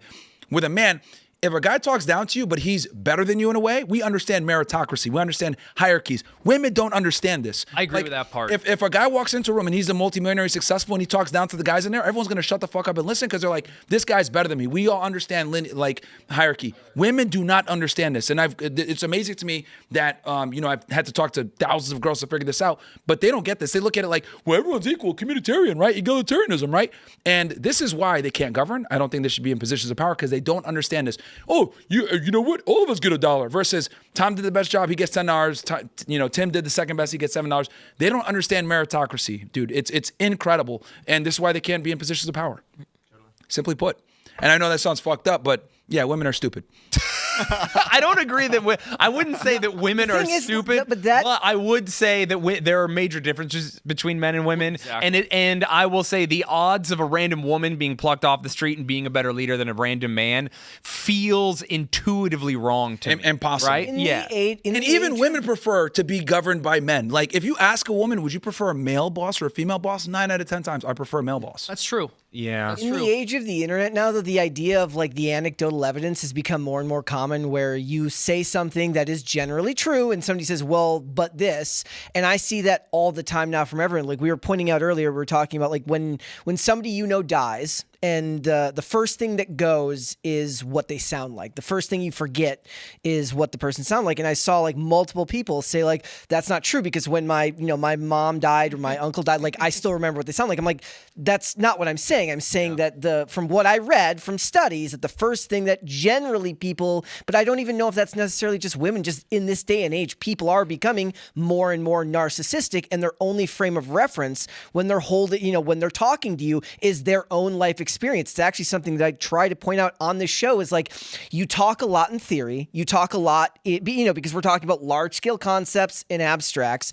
but most people these days, you lose them because anecdotal evidence is so powerful for a lot of people. It's like when you talk about immigration. Yeah. Well, we need to do this because this is happening and it's affecting our job market. It's affecting all of these things. But I know a guy who lives next door to me, and it was horrendous to see that happen. As society becomes more narcissistic, that argument is going to happen more to everyone. Here's the difference. We can tell a guy you're wrong and have a discussion about it, or say that they're dumb, right? Right. And like men will be far more logically sound listening to the two people argue. We're too scared to tell women they're dumb because we want to have sex with them.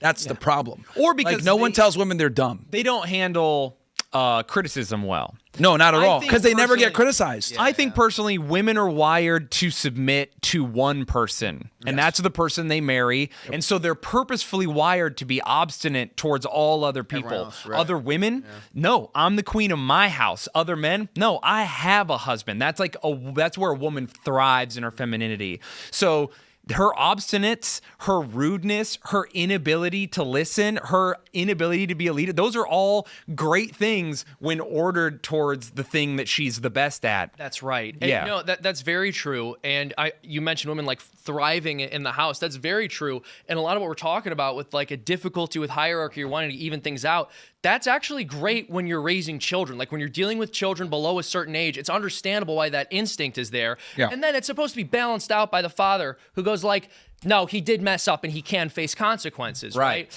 There's this great line from C.S. Lewis. He says, a man has to protect his wife from the world, and he also has to protect the world from his wife, basically.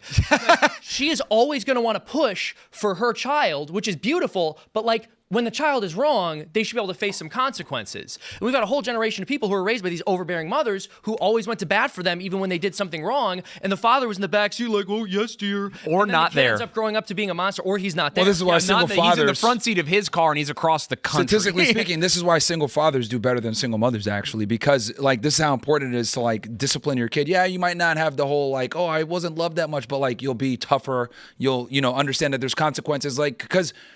I've always said like a good dad keeps a daughter off the short pole and their son out of jail, like versus like your mom, right? Like we know single mother households like lead to the biggest fuck ups in society. So a lot of people will bring up like, oh, discipline. My mom hit me a lot. Hitting you or yelling at you or trying to keep you from doing things isn't discipline, especially when you reach teenage years. Yeah. Discipline is a skill that you cultivate through being taught by someone else. Yeah, Anyway, with this whole thing with Kamala Harris, like my job was, we got so off. my job was just to make sure that we don't have a president, a female president. I really don't think women should vote or be in positions of power in the United States at all. Do we have an American Eagle scream soundbite we can throw up over that real quick? I just, look. And I want to be clear about this. Are there women out there that are competent enough to hold positions of power, that their logically sound side of their brain will override their emotional side? Of course. But it's not enough to justify opening the doors for them to come in. I don't think they should vote or have any of that stuff. And I do think that they should be focusing on family, having children, domestic stuff, making delicious sandwiches, and not pursuing school and education and work, because that's feminism, I would argue, has been the catalyst for so many of the societal problems we have now. I don't even know if I necessarily agree with you, but I do think that in general, most people aren't cut out for politics. Like when you're talking about these types of stories, like, okay, we agree on immigration. Are you going to be the one who says, go and pull this person out of their house in front of their neighbors to get them out of the country for the good of everybody else here? And most people aren't wired to do that type of action. Like, I think a lot of it is because we've turned politics into a spectator sport where everybody's sharing their theories back and forth about how things should be. But most people, it's why very few people are cut out to be a CEO. They are not cut out to remove entire divisions of a brand to keep the company afloat. They're not cut out to look at people as pieces on a chessboard, because that's how most people aren't wired. But there is a certain type of person that is. Now, if that falls specifically more common than not in men than women, then yes. But most of the time these days, I would argue that most of us are not cut out for that type of leadership. Well, the sad thing about society is like most people aren't cut out for like things every adult was capable of doing 100 years ago. Like with the voting thing, my thing is women don't have skin in the game, so they shouldn't vote Because of they're not in selective service. They're not in selective service. So They're I don't never think gonna have to go like die. I think they with men we can have a discussion of, okay, maybe they should have a civics test, maybe they should have some type of other experience, whatever. But with like women, it's like they're not even in the game because they don't have. I find it absolutely ludicrous that they can vote to put the commander in chief who runs the military with no skin in the game. That's insane to me. What do you mean? I was told by Hillary Clinton that women are the true victims of war. Was that before or after she called Bill after not talking to him for years and demanded he bomb the Balkans? She is evil. Anyway. It's like women are the real victims of war. That's why I love it. That's why I love it so much. That's why I ruined Libya. I'm the queen. Yeah. And created one of the largest slavery markets in the modern world. I'm Hillary Clinton. We came, we saw, he died. It's like, Yeah. just crazy. Cool, Hillary. Way sweet. Yeah. I just bring up this right here, the wide ideology gap that's open between the men and women. People have talked about this before. Tim has talked about this a lot, but you can see how big the gap has grown in almost every country across the world. Dude, South US, Korea Germany, UK. is Look at South awesome. Korea. Yeah, dude, the men in South Korea. Oh my Are god. going Men are sicko really going mode, their dude. own That's where all the K-pop guys are coming. I can't see the chart. So what does this? Because I can't. Let me see if I can zoom it a little bit here. My vision here. That's about as good as I can get. Okay, so this is like their ideology gap, like Yeah. So, like, if you think about the right being down and the left being up in this situation, liberal and conservative, you see the men in South Korea are going pretty hard to the right, and the women are kind of a pretty chill plus 30. It looks like here, but the scale is all the same. So you can definitely tell that the men in South Korea are. Everyone talks near about Mussolini. men being radicalized. It's like men are like way on every single chart except for South Korea. I don't know. Maybe they're all talking about South Korea. Yeah. But it looks like everywhere else, men are not the ones who have been radicalized. Yeah, exactly. Yeah. I mean, I just wanted to bring that up here. I guess we can go to super chats now. If you It is super. Oh, wait, before we go, Jimmy Kimmel, his show is bad. I just want to say we don't like Jimmy Kimmel. I just, as a comic, I want to bring up that Jimmy Kimmel, who I don't think should have had his show taken away, but it wasn't, so he did, what did we say earlier? He's like the version of a cop that does a bad shoot and gets some time off. So viewership crashes after his week of ratings boom. Who could have seen that coming? Yeah. Who could have known? Here's my plan. Jimmy, I know you watch this show. So what you need to do to get your show to be more popular, what you're going to do is you're going to do blackface how you used to, okay? You're going to go on there, and that's not all. You're going to make jokes about Charlie in blackface. You can can do that now. Yeah, because Whoopi you're- Goldberg said that everybody should put on brown face at the did. Super Bowl. He's uncancelable. Jimmy is a free speech warrior, and he needs to show us all what free speech really looks like by throwing on blackface and disrespecting Charlie's memory live on television. Dude, remember him back in the days of like the Man Show? Remember how like edgy that was compared to now? It's like all the gloves are on now. He's like putting all the pillows on himself and patting himself, make sure he does everything the right way. It's so This is, I think this symbolizes. We discussed this a little bit earlier, but I truly do think like mainstream television is just done. It's cooked.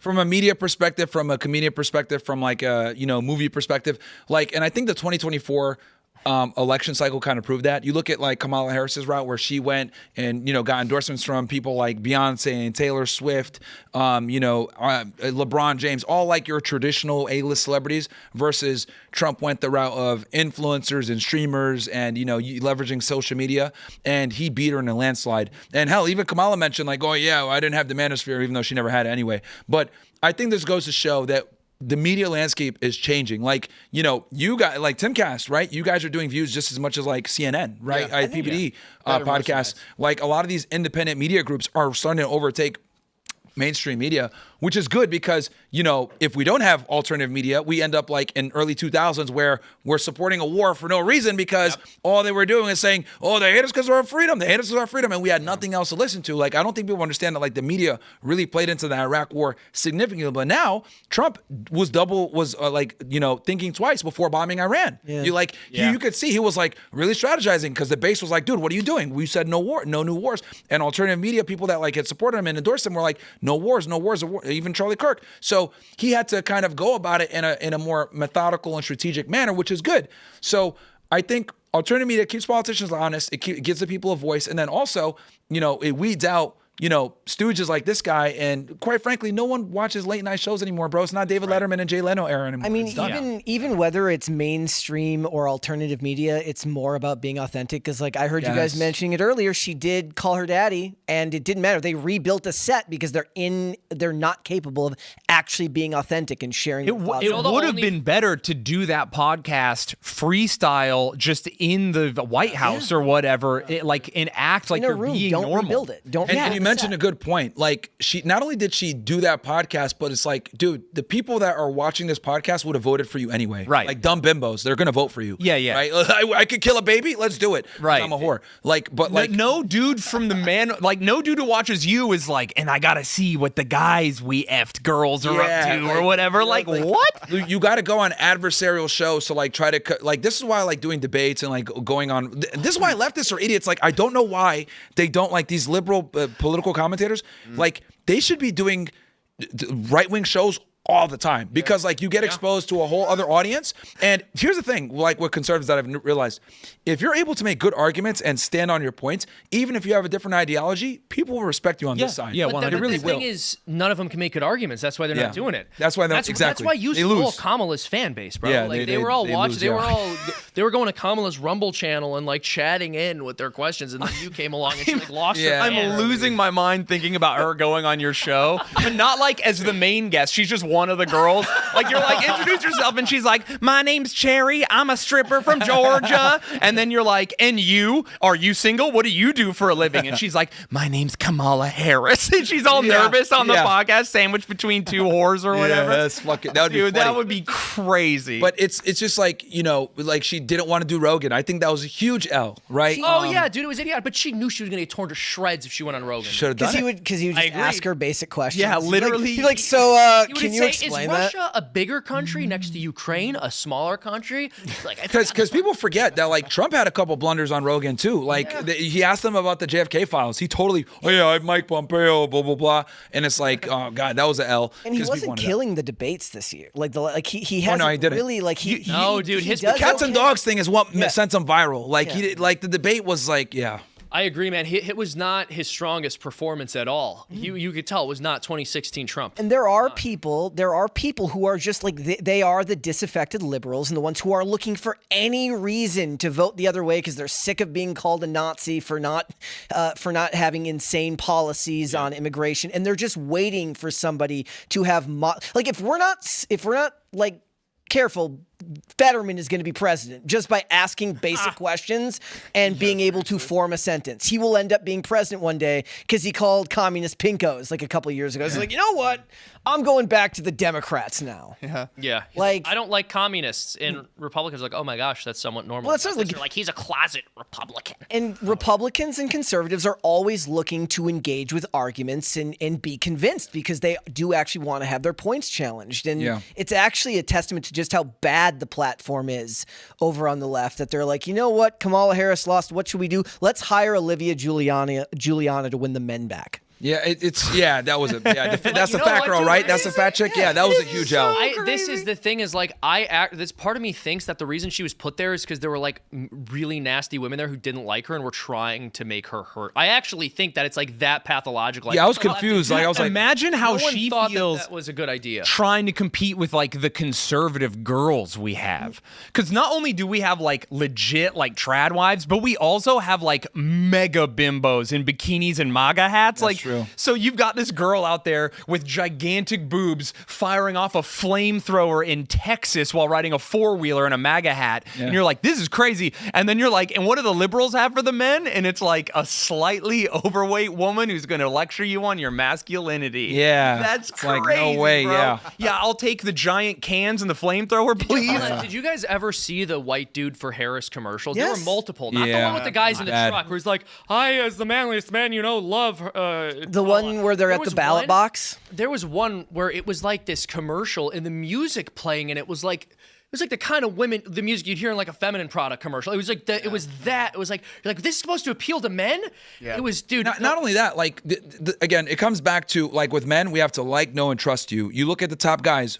Kyle Kalinske, loser. Hassan Piker, loser. Harry Sisson, loser. Dean Withers, loser. Like, you don't aspire to be like these guys, right? But you look at Andrew Tate, womanizing, driving around in Ferraris and all this other stuff. Now, I know some people might say, well, that's what you're trying. That's what men want. That's what they want. Or someone like me who tells women to their face they're stupid or goes to the gym, whatever. Like, guys want to, if we're going to watch you, want to be able to identify with you to some degree, we need to be able to respect you to take you seriously. No one is respecting Harry Sisson, bro. I'm sorry. No one's taking Dean Withers seriously. Like, these guys are like, and here's the other thing too with Harry Sisson that got exposed. Remember when he was like DMing girls like trying to get laid and shit? And like they like canceled him for that? Yeah, like, because he was like, DMing I can't associate with this. He was DMing 3 girls at once and they didn't know about each other, Yeah. and they thought that he was exclusive with each of them. Yes, and they made a big scandal, and like people stopped talking to him. got Like, dude, canceled for are you that? serious? What, are you getting canceled by the left for And womanizing? he let it happen. Yeah. So like that's just so pussy. Like none of us like would respect that. That's lame. Yeah, And people dude. like they write articles about Hassan Piker and they're like, well, he works out, but other than that, we like him. Right.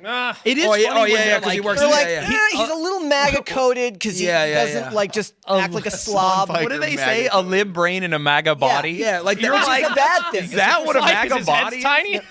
and that's the problem. Like anything that comes off as bigoted or fitness oriented or womanizing or anything is like, oh, we can't associate with this. And this is why they're never gonna get the men, because we can't be honest with you. We can't be candid with you. Like there's certain people, like there's certain words. If someone won't say to my presence, I'm like, dude, I can't trust you. You can't drop the N-bomb, the F-bomb, K-bomb. We can't say it right now. We're on YouTube. But you guys know what I'm saying. If people don't say these terms, I can't trust you, bro. You're something's off here. So Yeah.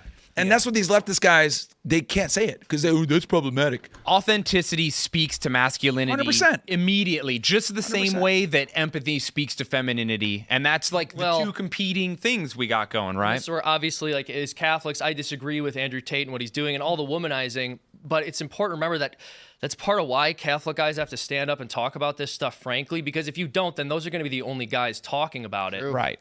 But it's also easy to, I do see what is, because Andrew lives an authentic life to biological level, himself. yeah. Like he is doing exactly what he wants to do, the way he wants to do it, and he's like taking control.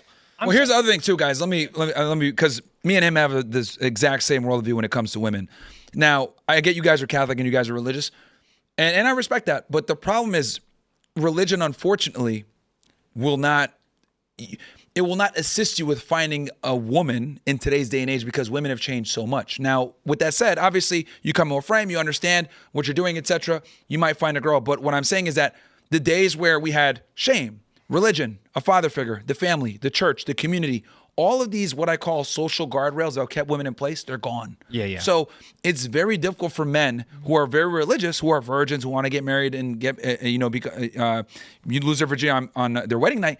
It's very difficult to navigate that now as a man in 2025 versus 1955. Well, the beauty of marriage and God's plan for the sexes is it keeps both sexes in line, because one of the things that happens is literally in every society throughout history, the most dangerous demographic are always unmarried young men. Sure, yeah. When a young man gets married, he actually orients his thinking towards a more female timetable. And when she gets married, she orients her thinking towards what her husband is saying about the world around her. The sexes complement each other beautifully. I think we need to be working to restore that and promoting marriage and promoting going to church to get people back. I agree, but the problem is that feminism has come in and completely derailed that. So what happens? What has to happen now? Because I agree with you. Yeah. It is incredibly. This is the new difficult. normal, unfortunately. Even in church, you meet girls and they're run through. Yeah. But you know what? We're run through too. So as Catholics in our own community, you just have to suck it up and say, "I forgive you. I love you. We're going to raise kids who are going to do it right. We didn't get to do it right. They will." So there's a certain part of me as a man who has to sort of be like, you know what? I wasn't good either.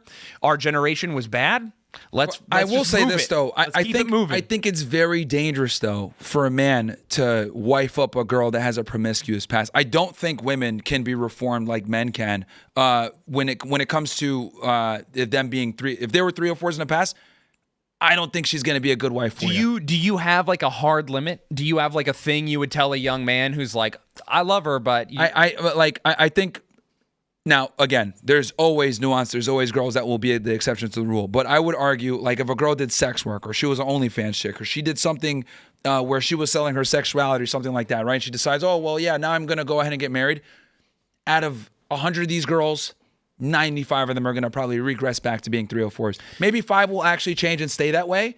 But do you want to take that risk with the way the family court system is, where you can lose half your money, you can lose your children, you can lose your house? Like, it's a huge gamble for men. No, for sure. Well, there's a lot to consider too. I mean, obviously it's a prudential judgment. Someone can choose to marry someone in that position, but there's also the factor of like, do I want my kids to see that their mother? There's another one. Yeah. So I agree with. There's another one. I'm with you there. My whole point is just to say it's like no one is technically off limits in that sense. You can make your own decision at the end of the day, but you also got to balance that against, like you said, like, well, what's my past? What have I done? Right. And figure out if you're equally yoked as a couple too. Yeah. All right, guys, I think we should move Sorry, on. man. To We're way past. It's all good. But a lot of people have tapped in and want to say some stuff here. So, Let's get these super chats. Yeah, Shane, basically what we do is just read the name of the title, ignore the value, and just read the ones that highlight here for you. So okay. I'm going to start right here. All right. Jacob Howley, I think that's how Howley. Yeah. Breaking from New York Times, the Oregon National Guard has ordered their troops to stand down, and the adjutant general has ordered all Guard troops to refuse orders from President Trump and the federal branch. They said they will defend Antifa protesters' insurrection. What? Yeah. Is that real? Wait, repeat that. If you're the National Guard, how are you taking orders from the state instead of the federal government? That's interesting to me. Because technically, I know that they're state. The governor's supposed to. Yeah. It's just interesting that you're as a soldier, you would kind of be like, who am I listening to right now? Like, what? They're in a weird spot. Yeah, that's technically they're under the army. So yeah. Dang. All right. Let's see. Let's get this next one in. This Dan Vicious was just watching Shane on Pints with Aquinas. Hey-o. That's awesome. Thank you, man. Appreciate you. Let's see what this is. Cabbage rolls. Sometimes when you read names, you're like, I'm gonna read this, and am I reading a negative thing right now? Am I reading some kind of dog whistle? No. No, for real. That's what I was reading it, and I was like, you start reading it too fast. You get halfway through, you're like, oh crap. Up, can't. Whose birthday did I just? Is it real that Kevin Hutz says, is it real that runs Hamas just a money extraction operation? Oh. Is it Israel that runs Is it Israel? Oh, I was like, is it real? Oh, Israel. Yeah. Israel runs Hamas just a money extraction operation. Yeah, I don't think so. They did support them. In the same way that the United States made ISIS, where it's not like they're in control of them or something like that, but they armed rebels.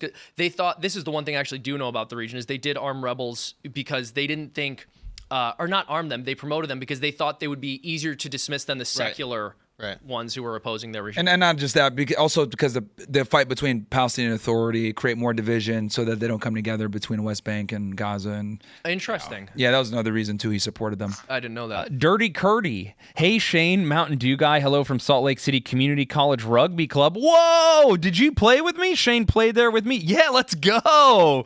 Very cool to see you. I played rugby, everyone. I was not good. Rugby rules, good. I'm just an African guy, I have to say. That's cool, yeah. That is pretty fun.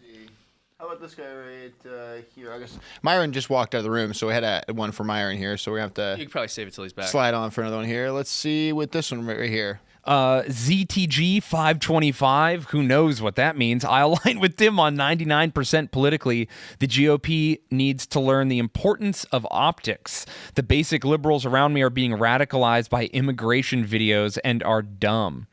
Yeah, like SB 323 in South Carolina. I generally agree with that sentiment, but the argument you're going to hear back from most of the conservatives is that they've been failing the optics war for decades, and no matter how much they hit the brakes, they're going to make those videos anyways. They could do anything. They could enforce any law, and you're going to be called a Nazi and a fascist anyways. So yeah, I generally agree, though. Like, I think that there is, like, when you saw what they did with Theo Vaughn, putting him in that video, right? That was horrible optics. You put a target on his back that didn't need to be there. He was one of the instrumental faces to help get you elected. And as for a lot of people who, like me, who would consider themselves more moderate, like whether it's, we had a whole discussion tonight about immigration, what needs to be done, but the optics matter. And you're going to lose a lot of people in the age of social media because it's just too easy to make those videos. Every time you see the clip of the guy, of the ICE agent macing the person, you're never going to see the whole clip. You're never going to see that guy agitate him. You're never going to see them come at them aggressively. The only thing you're going to see is the mace,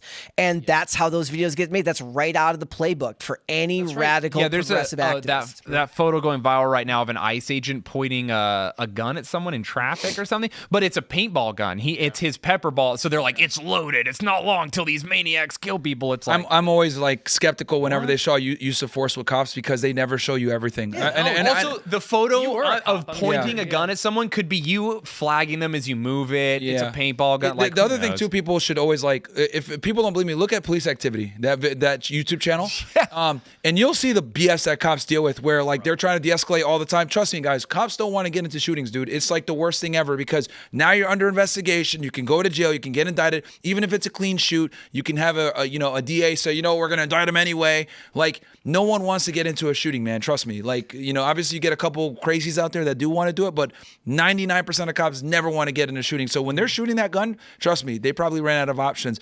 And the other thing too is like when it comes to use of force, and people need to understand this, you're never operating on 20/20 hindsight. You're operating on what was known to you at the time when you took the shot. So if you see someone and they pull out what looks like a gun, it could be a toy gun.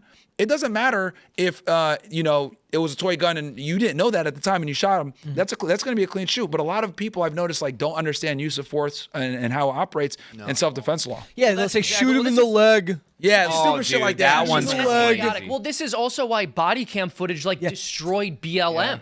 Yeah. I have a bit about it. Actually seeing what was happening. I literally have a bit about how the police squad, like the channel, the police video channel, everyone's like, we got to start shooting more people. Yeah. What in the world? Yeah, dude, like watch that channel. It'll red pill you on so many people. Like it'll red pill you. Like you're like, oh wow, like this is what cops deal with. Because like you just see them shoot a lot of times, but when you look at the body cam and you see from the beginning to end the shit they do. I red pilled my in-laws and my other side of my brother's face. Yeah, dude, you just show them the videos and they're like, I give you the perfect example. Remember like a month ago, some fucking guy took a TikTok where the cop was smashing his window and pulled him out. Yeah. Well, if you look at the police activity channel, what he did was the guy walked up, asked him several times to step out the car. He wouldn't get out, and he closed the door, and the windows weren't tinted. He can't see inside, right? So he told him a million times, "Hey, get out, get out, get out." He didn't. That's when he turned his video on, and you see him smashing. But this is an important thing because it's like people never see the full context of this stuff. Is that the one where the woman was in the car screaming that?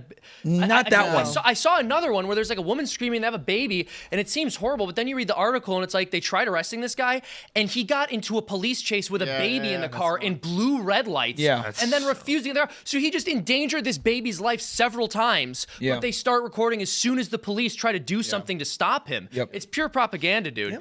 And this is like the left. Anytime anyone commits any, like some kid can hit an old lady in the head with a brick, and it's like, well, what were the socioeconomic factors that made it? Yeah. But then a cop shoots someone who was trying to stab him, and they're like, he just did that for no reason. Yeah. He did that because he's racist. Ridiculous, dude. Let's get to some super chats real quick. Free mind thy free. Trump a week or two ago sent a lot of aircraft and tankers to Europe and Middle East. Now this peace plan, I feel deception coming that will be big. This person says, tattoos on face, insanely ignorant, knows nothing about Middle East. Send this guy to live in Pakistan for a year. See how he feels then. Hey, brother, I lived in the Middle East for a while, so I be knowing. Let's see. What else we got here? Marcus M. Seamus should hide a spoon in the background of each episode of his cartoon. Would make for a good Easter egg for those in the know. Thank you, Marcus. Man, if you contribute to the crowdfunding campaign at Twisted Plots for our full-length animated show, you can make all those suggestions that you want. Let's go. Code Monkey. Shane, your testimony is why my wife and I joined the Catholic Church this year. Oh, God bless you. Let's go. Okay. $1 million. Oh, never mind. Impact for eternity. It should never be considered anti-blank to point out the truth about what they've done and continue doing to destroy America. Oh. And it's national security. The truth is the truth despite our feelings. Deport the dual citizen blanks in our government. Yeah, dude, I don't know who you're talking about, but it sounds like we got to do something about it. It is crazy that you can hold dual citizenship. It is. It's That is wild. Only country. Yep. Yeah, you shouldn't be able to do that. You got to give one up. VB, $1 million idea. We can start a site for the lefty called Manifesto Builder. Then the FBI can just raid the customers. You're describing Blue Sky. Yeah. It is blue sky stuff. It's pretty much just manifestos on Yeah, dude, it's pretty unhinged. Let's see what else. Robert Cola, Navy vet here. One of my sailors was injured in a motorcycle crash. If anyone can help, the family has set up a GoFundMe. Roy's motorcycle accident over on GoFundMe. Thank you. Oh man, I hope your sailor is all right. Doctor, Seamus looks more like a Persian rug salesman than an Irish Catholic spoon thief, to be honest. Dude, depending what the lighting is here, people have told me I look too pale. People have told me I look blue. I mean, I'm all colors of the rainbow over here. You got a little avatar skin thing going on? That's right. The lighting in here is crazy. It does It's get like wild. some people are like, why don't you wear your glasses on the show? I'm like, bro, I get a migraine if I leave my glasses on with the lights in here. Lilamy Briggs, I don't know. I probably did it wrong. I'm sorry, girl. As a female veteran, I wholeheartedly agree that women should never be in a combat role. As a mother of a male service member, I don't want his life threatened by trying to protect a female service member. And here's the thing. I've never met a woman who is serving or who served and got out that is like, yeah, women should do that. Yeah. Every single one of them was like, I'm a maniac for doing that. Yeah. I didn't even go to combat. That was insane. Why was I in that situation? And like, there's a lot of hard charging badass chicks for sure. But like, no, not in combat. Also, like, dude, war. A lot of these things, like war is a punishment from God. I don't know, and it's again generally men who are sent to fight it. I don't know why you'd want to sign up for a man's punishment. Like women get plenty of other punishments of their own. I don't know why you're trying to have both. They also don't you're also, as a man who has been in the military, I don't want to go to war because there are freaks who like it. Yeah. I don't like that. Like, it's hard, it's wet, it's cold, it's hot, it's dry, it's every bad thing it is all at once. It's the worst thing you could ever do. It's the most boring, scary thing you could ever do in your life. It's both those things at once. It's crazy. And there are dudes who live for that. Yeah. They eat that shit for breakfast, lunch, and dinner. They are about it, and they are coming for you. And it's like, I don't want to be in that situation as a 6'1" man, let alone as like a 5'4" girl. Now I want Rambo coming after me. The reality is what I've noticed is like with women, like they don't want to do these things. They just want to be able to do them. Yeah. Right. Yeah, they want. That's really what it comes down to. They don't even vote or do any of this crap. They just want to be able to say that they can. Yeah. Well, we should just tell them. Yeah. That's why I'm getting in the kitchen. You vote there. All right. From Huddy Daddy, of course, this one. Yo, Myron. Lord Geotron called your show back in March. Did I say that name right? Geotron. Okay. I knew there was a reason. I was so thankful to you and Fresh for promoting conservative values. Salute, brother. Appreciate that, man. Yo, dude, look at all the positivity. This is great. I used got to, a lot of haters, too. For those of you who don't know, I used to have a show where I was doing leftist politics, and it was pretty popular, and people were like evil.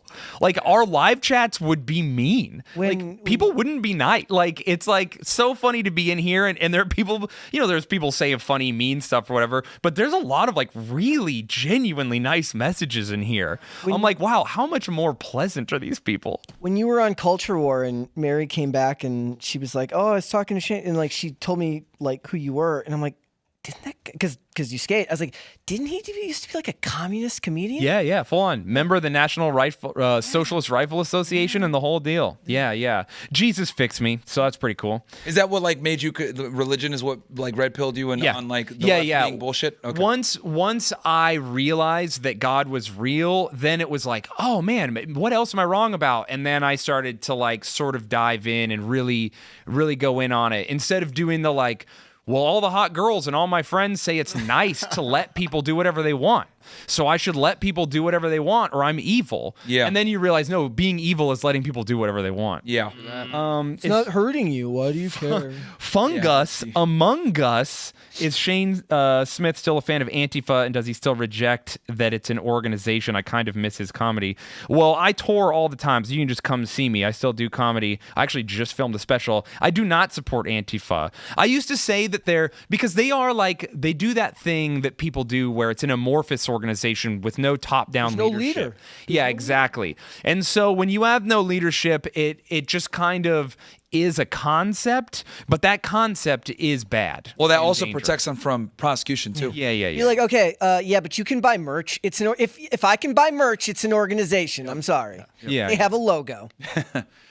Hi, let's see. This person, Okizo, or I don't know. I can't read it on my glasses. Hey, Shane, I just saw your stand-up live in Atlanta. Amazing set. Everyone go check out Shane's special. This just feels like I'm an asshole for reading this. Best material I've seen all year. As a huge spokesperson for Australia, Timcast crew. Go see one battle after another. You'll hate it. I mean, Paul Thomas Anderson is also just... dude, Gadget Ratchet. I do not mean to be that guy, but raised by a single mother, never been to jail, would be considered an average Joe who's about to start a business. However, Myron is correct. Well, most average Joes these days were raised by single moms and are normal. So, I mean, that's not necessarily the problem. But if 1 out of every 10 kids from a broken home ends up bad, and you make 50 million more broken homes in a generation than before, what's the math on that? Yeah. You just added millions of broken young men to society, despite the fact that 100 million worked out. Yep. So you can't have that. That is bad. Families are important. Do not get divorced, no matter what happens. Yeah. Divorce is bad. Divorce is bad. Terrible. If you're going to get married, go the whole way. If you're not going to get married, don't. Yeah, for real. It's that easy. But this one right here, if you want to, let's see, Kudagon, if you want to talk immigration fraud, USCIS reviewed immigration cases in Minneapolis, where a certain community is. Somalians. And immediately said 44% were fraudulent. Yep. Yo. I'm telling you, dude, we are getting destroyed in immigration in so many different ways. Is that the call to prayer place? Yes. No, yes. I mean, that's part of they play that Den. But Michigan is it's like both. both. They play it in Minneapolis, and they play that Den 5 times in Minneapolis and in Dearborn. Okay, I thought that they were adding spots, which is nuts, by the way. I know a lot of Muslims get mad at me for saying that, but I don't think major cities should be playing their Den 5 times a day. Yeah. I don't think that's. I think we got all those. Okay, this let's see, which one have we not read? Yeah, it's hard. I'm looking through all these, just trying to find ones that are appropriate, guys. No, the rest are all just like calling us slurs and people will pay like $2 to say the wildest stuff, dude. What do you do for a living that you don't care about that $2? Am I like weird? Albert Fish was the worst serial killer in history. He killed and ate over 100 children. That guy was a real jerk. The Russian guy? Who's the Russian guy? No, I think Kermit Albert Gosnell Fish was the worst is the werewolf of Wisteria or whatever. I don't think he killed 100 kids. I do know that he put needles in his grundle, and when they arrested him, they were like, "Why do you have a bunch of needles in your gooch?" And he's like, "Because I like it," and that's pretty weird. This is like where you go, like when you get like blackpilled on politics, is I just start like rewatching things about domestic terrorism and serial killers, and I'm like, the 90s. Yeah. Yeah, Timothy McVeigh and all that. Dude, just start saying, okay, well, hold on. Linux Charms. Shane, so surprised to see you on Timcast for the second time, actually. Followed your comedy for years and recent spiritual journey. You're awesome. Keep it going. Thank you. Just start saying expensive Palestine so the juice box country won't want it anymore.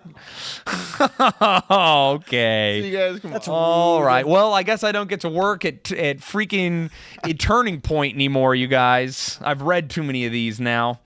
I'm all for different opinions, but what with the lack of pushback, it's sounding like Hamas cast, or with the host giving such an impassionate opinion that admits he's not educated on the subject. What do you like? What do you want from me as far as education? I'm not a college educated person. You're saying it's Hamas cast? For, yeah, Hamas cast. That you could tell. That's probably like some Zionists. Like, Clint dude, if you're Torres. critical of Israel, they immediately say, "Oh, you're Hamas." That's such like a low IQ argument. Hey, I'm actually pro nobody. The Vatican should control Israel. So that's where I'm at. Listen, claim the Holy Land. That I'm on board with. Yeah, dude. Well, they hate you guys because you guys got their menorahs and stuff. Right, dude. Yeah. Hey, listen. They're pissed about that one. Emperor Titus refused a wreath because there's no honor in defeating a people who have been abandoned by their God.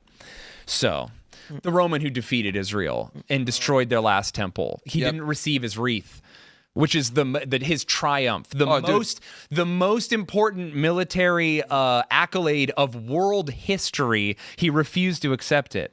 Like their beef is with you guys. Yeah. Wait, Well, this we're the Muslim Romans beef now. is like BS. Like that's been since like the 1900s. Yeah. The real beef is with the Catholic Church. Yeah, for sure. A panel of absolute legends today. Thank you, Hyena73. Did I read this already? No, I don't. Love you all, even Seamus, despite the cutlery kleptomania. Brett, please end by saying left lane is for crime. I can do that for Phil tonight. I can do that. What, you stole cutlery? What is happening? It's just an ugly false accusation Tim came up with that I stole spoons from him, but you guys know me. You know I would never do that. You know I would never do something like that. You know me. I know, it's insane. It's insane. I was like crashing. I was doing the podcast for a while, and I was crashing at his place. They had like a separate little room in the basement, and he's like, he started making all these. He's like, there's an Irishman who lives under my house and steals my spoons. I was like, what do you sound insane. You sound like a crazy person. So you guys know me. You know I wouldn't do. You know I would never do that. Yeah. All right, everyone. Thank you for joining us so much. Smash that sub button. Smash that like button. Join the membership group because we're gonna get into raw stuff. Right. We're about to go raw, dude. Now I can like say the things I really want to say. Dude, it's So time. you guys better. I've been holding it in for 2 hours. It's time to get wild. You guys need to join Tim's membership program. Yeah, on Discord. Is there a link? Can we put it? Yeah, if you join the link. If just, you listen, if you click the link, come watch the private show. Myron's going to do blackface. It's going to be crazy, dude. I am going to do a lot of things. Okay. We're going to talk about the mustache man and some other things. So come on over, guys. You guys know what time it is. Thank you, everybody. Thanks for hanging out, coming out with us some more. And if not, have a great night. Yeah, what we're gonna say. We got to plug. Seamus as well. Let everyone else plug. Everybody, thank you guys so much for watching, and thank you guys so much for getting our campaign to 1/3 funded in the first 2 days. That's incredible. We're at 34.7 right now. If you guys go over to Twisted Plots, please help get us over to 35% to solidify our strong start. You'll get access to the 25-minute long pilot. We want to shape culture. Like everyone here is saying, the mainstream media is dead. Now people on our side of the aisle have the opportunity to reclaim that space, not by making stuff that's preachy and not by making stuff that puts the message over the comedy, but by making good, entertaining content where a conservative message is delivered through story and through jokes. So please go over to twistedplots.com, become a supporter. You'll get access to a lot of perks and early access to the pilot if you donate at the $25 level, and you'll be helping us make history. Thank you so much, and God bless. If you guys want to follow me, I am on Instagram and X at Brett Dasovic on both of those platforms. PCC is live 5 days a week, Monday through Friday, 3 p.m. Eastern Standard Time, which is, of course, noon Pacific. And like Phil always says, the left lane is for crime. Check me out, guys. Myron Gaines X on YouTube, Rumble, Kick. I stream everywhere, Monday through Friday, starting 7 p.m. Eastern Standard Time. It's called The Debrief. And then we do Fresh and Fit Monday, Wednesday, Friday, where you guys know Money Monday, Womanizer Wednesdays. Call-in shows. We also do the after-hour show where we talk to women and I lose more hair follicles. So check me out there, guys. Fresh and Fit everywhere, and then Myron Gaines X everywhere. YouTube, Rumble, Kick, all the main platforms. You guys know Rumble is home base. And check me out on OSS. That's my community. 5,000 plus you guys in there, so yes. Sick. Thank you, everyone. I am Shane Smith. You could go to my website, shanesmithcomedy.com, and watch me do comedy live somewhere. Detroit, Phoenix, New York, Florida, San Diego. I don't know where else I'm going. All those places this year. Thank you so much for hanging out on Timcast IRL. We really did it tonight, boys. I feel good about it. Have a great night. Take care of yourselves. Christ is King.